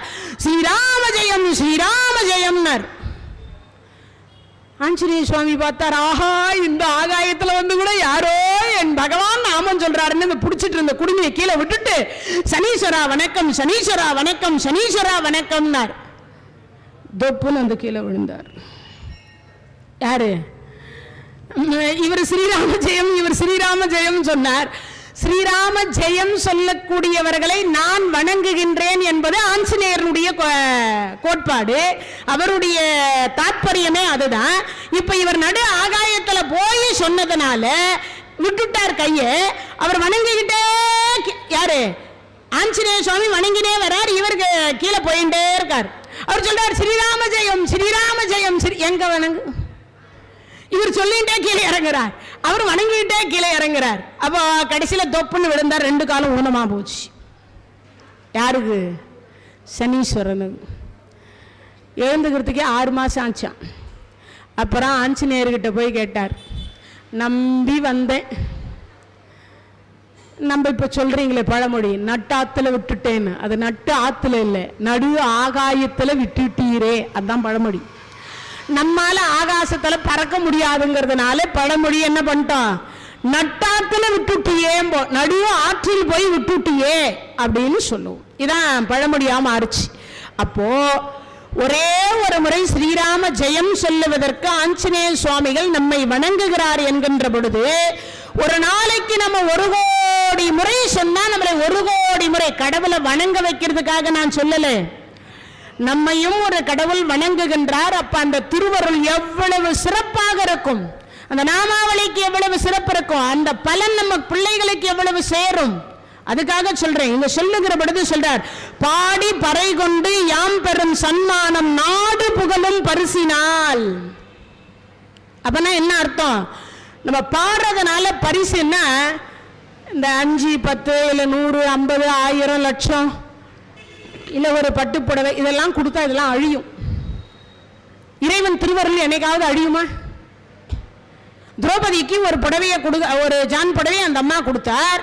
அன்னைக்கு அவர் ஒரு ஆசீர்வாதம் பண்ணார், மான சம்ரட்சணம் என்று ஒன்று உனக்கு வருமே, ஆனால் உனக்கு கோடி புடவையை கொடுப்பேன்னு திருவருள் பண்ணார். கொடுத்தாரா இல்லையா?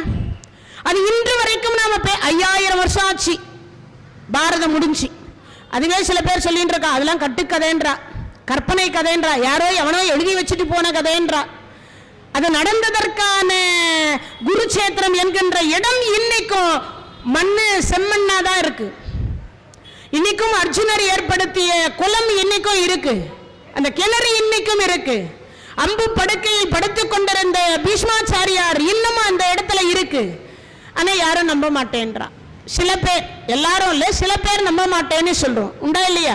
அப்போ அந்த பாரத காலத்தில் நடந்த அப்படி ஒரு சிறப்பை அந்த திருவருள் இன்னைக்கும் இருந்து கொண்டிருக்கின்றது, இன்னைக்கும் இருந்துட்டு இருக்கு.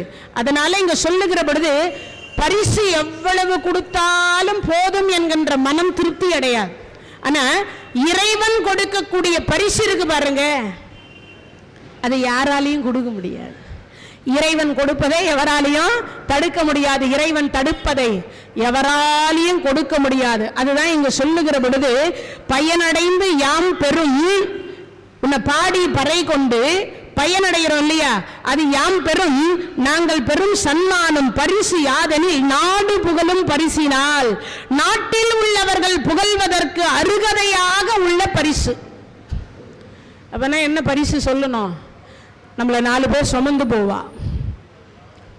பாவி இவனை மாதிரி ஒருத்தனை நான் பார்த்ததே இல்லை, இவெல்லாம் நாட்டில் இருக்கிறத விட போய் சேர்றதே மேல், பொம்பளையா அது, அம்மா இங்கிருந்து இது வரைக்கும் இருக்கும் அதுக்கு வாய். சில பேர் சொல்லுவா, ஐயோ அந்த பொம்பளை கிட்ட பேசவே முடியாதும்பா. இப்போ இதெல்லாம் என்னது? அவர்களுடைய பேர். அதே நல்லவரா இருந்தா என்ன சொல்லுவா? ஒரு வார்த்தை, தர்மராஜ துரியோதனை இறந்துட்ட பொழுது எல்லாரும் சொன்னாங்க பாவி. இன்னைக்கும் அந்த வார்த்தை உண்டு, போராம்பார் துரியோதனை அப்படிம்பாங்க. அதே போன நல்லவர் இறந்தா தர்மராஜாம்பா. அவரை சுமந்துட்டு போறவே சொல்வார், தர்மராஜா முறிச்ச பில்லு வாடாது. என்ன சொல்லுவாங்க? 4 பேராவது நம்மை புகழணுமா? எப்போ? இந்த உடம்புல இருந்து ஆன்மா பிரிந்து போகிற பொழுது அந்த தெருவில் இருக்கக்கூடிய ஒரு 4 பேராவது ஐயா இருந்தார் போயிட்டார், அவர் அவ்வளவு நல்லவர் என்கின்ற வார்த்தையை புகழக்கூடிய நாமத்தை நாம கேட்கணும்.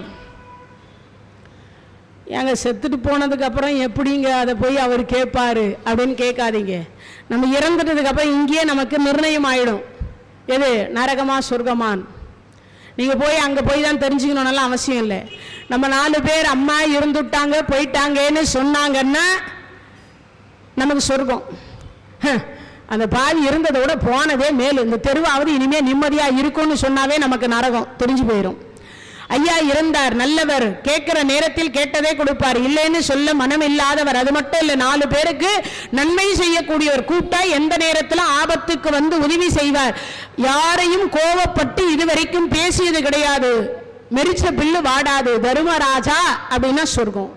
இங்கே தெரிஞ்சுக்கலாம், ஒன்னும் போகல. அது எப்படி அவருக்கு தெரியும், அந்த ஆன்மாவுக்கு தெரியும்னா, நாம இறந்து விட்ட பிறகும் கூட நம் இரு செவியும் செத்து போகாமல் இருப்பதற்கு பெயர் செவின்னு வைத்தார் இறைவன். இந்த உடம்புல தேகத்தில் இருக்கிற எல்லாம் இறந்து போயிடும், ஆனா அந்த செவி என்று சொல்லக்கூடியது மட்டும் இறந்து போகவே போகாதான். Open place. நீங்க நல்லா பார்த்திருப்பீங்க. கண்ணுக்கு என்ன வைப்பா? இறந்துடுறோம், கண்ணுக்கு என்ன வைப்பாங்க? ₹1 காயின் வச்சிருவாள? நெத்தியில வைக்கிறாளா கண்ணில் வைக்கிறாளா? நெத்திலையும் வைப்பாங்க, கண்ணிலையும் வச்சிருவாங்க. சில பேருக்கு கண் மறைக்கணுன்றதுக்காக, இந்த புருவத்தை மறைக்கணுன்றதுக்காக வைப்பாங்க. அதுக்கு அடுத்து மூக்குக்கு பஞ்சு வச்சிருவா, காதுக்கு வைக்கிறாளா? இல்லை. வாய்க்கு வெத்திலை பார்க்க, இல்லைன்னா துளசி வச்சுடுவா. உண்டா இல்லையா? ஆனால் அந்த காதுக்கு மட்டும் என்ன பண்ணியிருப்பா? ஓப்பன் பிளேஸ்ல தான் இருக்கும். நம்மை பற்றி 4 பேர் என்ன பேசிக்கிறா, நம்மை பற்றி 4 பேர் என்ன பேசிக் கொள்ளுகிறார்கள் அப்படின்னு இந்த செவி கேட்குமா. அப்போ செத்து போகாமல் இருப்பதற்கு பெயர் செவி என்று வைத்தார். அதுதான் இங்க சொல்லுகிற போது, நாடு புகழும் பரிசினால் நாட்டில் உள்ளவர் புகழ்வதற்கு அருகதையாக உள்ள சூடகம் என்று சொல்லக்கூடிய. அப்பனா என்ன அர்த்தம்? பகவான் சொல்றார் இல்லையா கீதையில, பரோபகாரம் ஈத்தம் சரீரம். இந்த சரீரத்தினால 4 பேருக்கு நன்மை செய், ஒருவருக்கும் தீங்கு செய்யாது. இந்த சரீரத்தினால் 4 பேர், 4 பேர்னா ஏதோ தெருவில் போறவா இல்லை, மாதா பிதா குரு தெய்வம். இந்த 4 பேருக்கு நன்மை பண்ணேன்னா உன்னை தேடி தெய்வமே வந்துடும். அம்மாவை கொண்டு போய் ஹாஸ்டல்ல விடக்கூடாது, முதியோர் இல்லத்தில் கொண்டு போய் விடக்கூடாது. 40 குழந்தைங்களை பெற்ற தாய் நடுத்தருவில் இருக்கிறா.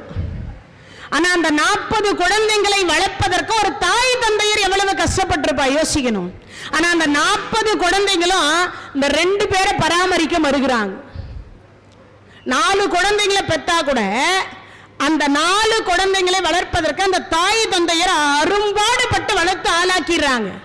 ஆனா அந்த 4 குழந்தைகளும் கடைசி காலம் மட்டும் அந்த தாய் தந்தையரை பராமரிப்பதற்கு நீயா நானா நீயா நானா போட்டி.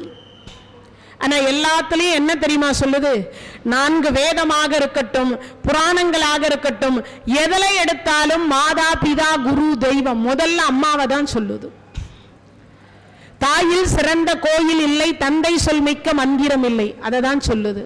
அதுக்கு அடுத்து நமக்கு என்ன சொல்லுது? முதல்ல இருக்கிறது மாதா. நம்ம பேசுற மொழிக்கு தாய்மொழி, இருக்கிற நாட்டுக்கு தாய் நாடு.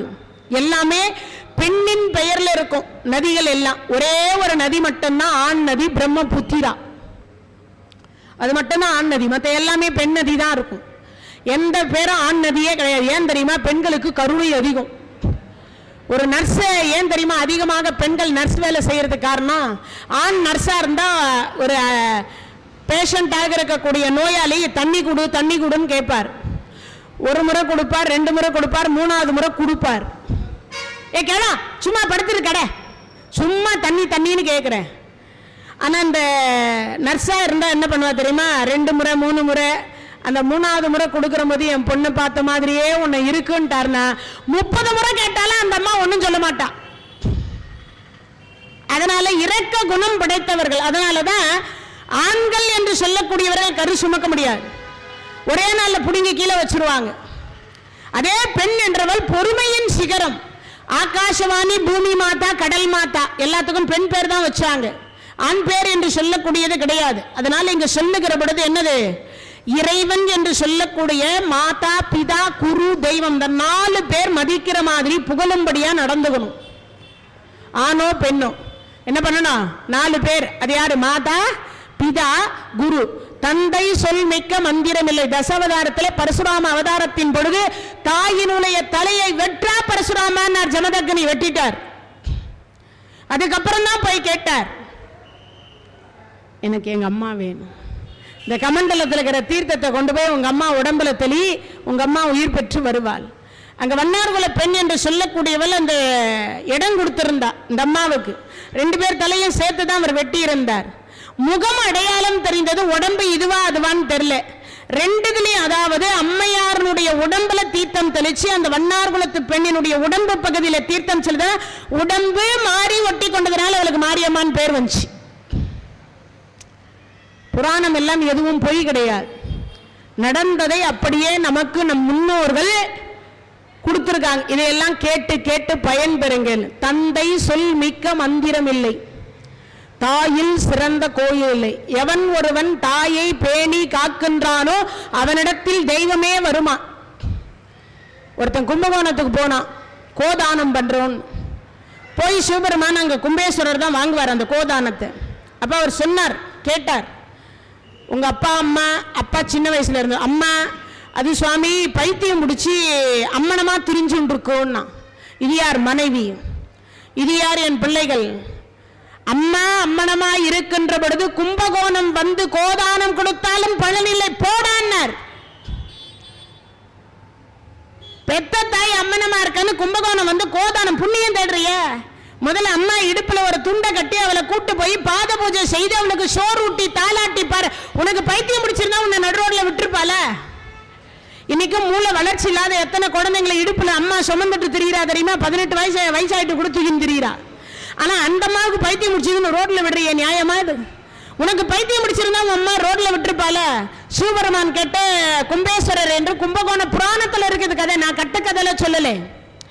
கும்பகோணம் வந்து கோதானம் கொடுத்தாலும் கூட எது அம்மா அம்மனமா இருக்கிற பொழுது கும்பகோணம் வந்து கோதானம் கொடுத்தாலும் பலன் இல்லை. பழமொழியே உண்டு. அப்படின்னா என்ன பண்ண, மாதா பிதா 2 பேரையும் நல்லா பார்த்துக்கணும். வயசான காலத்துல ரொம்ப நல்லா பார்த்துக்கணும். அவங்கள பார்த்து சோறு போட்டு அவங்களுக்கு செய்ய வேண்டிய ஈமக்கிரியை செஞ்சு முடிச்சாதான் நம்ம கர்மா தொலையும்னு அர்த்தம். அதுக்கடுத்து குருநாதர், குருவை பார்த்தா எப்பயும் நமஸ்காரம் பண்ணணும். நான் உங்ககிட்ட தான் படித்தேன், இன்னைக்கு ஐஏஎஸ் இருக்கிறேன், ஐபிஎஸ் இருக்கிறேன், அங்கே சொல்லணும். குருவை பார்த்த உடனே சில பேர் இப்படி வச்சுப்பான், எங்க பஸ்ஸில் இடம் கொடுக்கணுமேனு. இறங்குற நேரத்தில் சார் வணக்கம் சார், உங்ககிட்ட தான் சார் நான் படித்தேன் சார், உட்காருங்க சார். அடுத்த ஸ்டாப் இவன் இறங்க போகிற நேரத்தில் தான் இடம் கொடுப்பான். குரு பிரம்மா குரு விஷ்ணு குரு தேவோ மகேஸ்வர குரு சாட்சாத் பரபிரம்ம தஸ்மை ஸ்ரீ குருவே நமோ நமக. யாரும் இன்னைக்கு அதெல்லாம் இல்லை. குருவே சரணம் அப்படின்றதெல்லாம் இல்லாம போச்சு. குருவை மதிக்கணும்ன்ற, குருவை போற்றணும்ன்ற, அதெல்லாம் இல்லாம போச்சு. அதுக்கு அடுத்து என்னன்னா தெய்வம். தெய்வத்தையே நம்மளாம் இகழ்ந்துதான் பேசிட்டு இருக்கோம். தெய்வம் உண்டா? ஏன்னா நமக்கு துன்பம் வந்தா முதல்ல ஆள் யாருன்னா கடவுளை தான். உனக்கு கண்ணு இருக்கா? பால் அபிஷேகம் பண்ணனே, பஞ்சாமிரத அபிஷேகம் பண்ணனே, நெய் அபிஷேகம் பண்ணனே, அதை பண்ணனே, உனக்கு மாலை போட்டனே, புடவை சாத்தனே, வேட்டி சாத்தனே, இப்படிதான் சொல்லிட்டு இருக்கோம். நம் கர்மா என்ன என்பது நமக்கு தெரியாது. அப்படின்னா என்ன அர்த்தம்? முடிஞ்ச வரைக்கும் இறைவனை நம்மளுடைய கடமையை செய், பலனை எதிர்பார்க்காது. கடமை என்பது என்ன? இறைவனை வணங்குவது. அதற்குரிய பலன் நிச்சயமாய் என்னைக்காவது ஒரு நாள் வந்துகிட்டே இருக்கும். நம்மை தேடி கொண்டு வந்து அவரே கொடுத்துருவார். கொடுக்காமலாம் இருக்க மாட்டார், அவர் வச்சுக்கவும் மாட்டார்.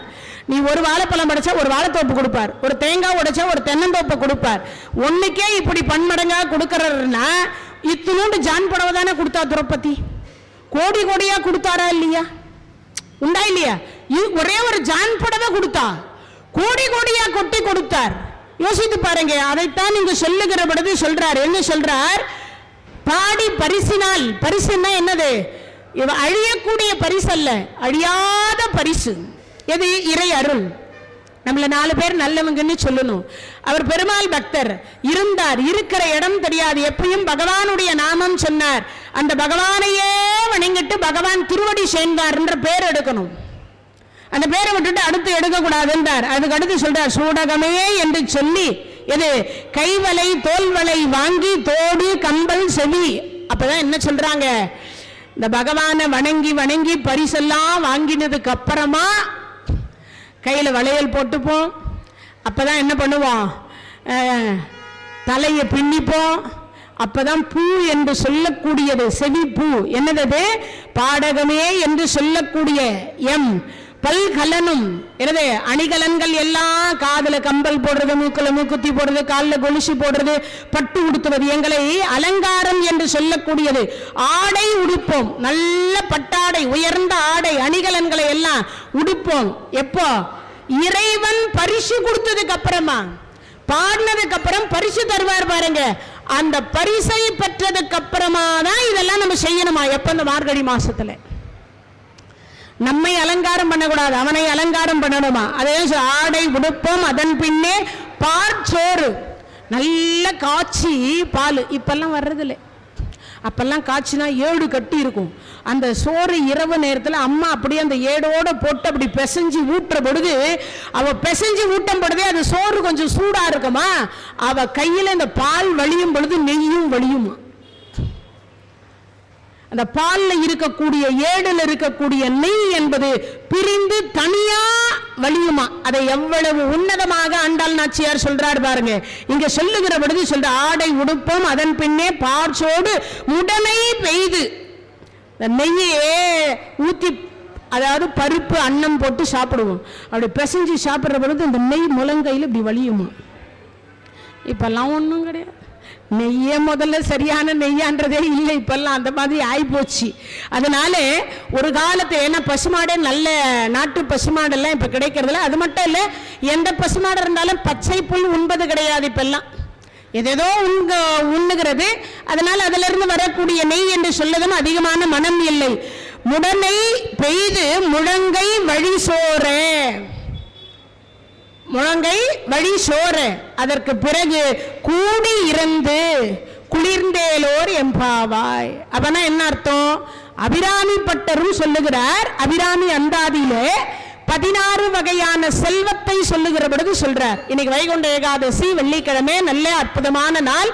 கலையாத கல்வியும் குறையாத வயதுமோர் கபடு வாராத நட்பும் கன்றாத வளமையும் குன்றாத இளமையும் கழு பிணி இயலாத உடலும் சலியாத மனமும் அன்பகலாத மனைவியும் தவறாத சந்தானமும் தாளாத கீர்த்தியும் மாறாத வார்த்தையும் தடைகள் வாராத கொடையும் தொலையாத நிதியும் கோணாத கோலும் ஒரு துன்பம் இல்லாத வாழ்வும் துய்யனின் பாதத்தில் அன்பும் உதவி பெரிய தொண்டரோடு கூட்டு கண்டாய் அலையாளி அரிதுயிலும் ஆயனது தங்கையே ஆதிக்கடவூரின் வாழ்வே அமுதீசர் ஒரு பாகம் அகலாத சுகவானியே அருள்வானியே அபிராமியே. அதுல சொல்லுகிற பொழுது தொண்டரோடு கூட்டு கண்டாயின்றார். கூட்டு வழிபாடு தான் சிறந்தது.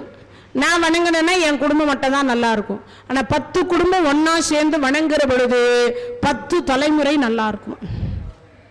ஒரு குடும்பத்துக்கு ஒரு தலைமுறை.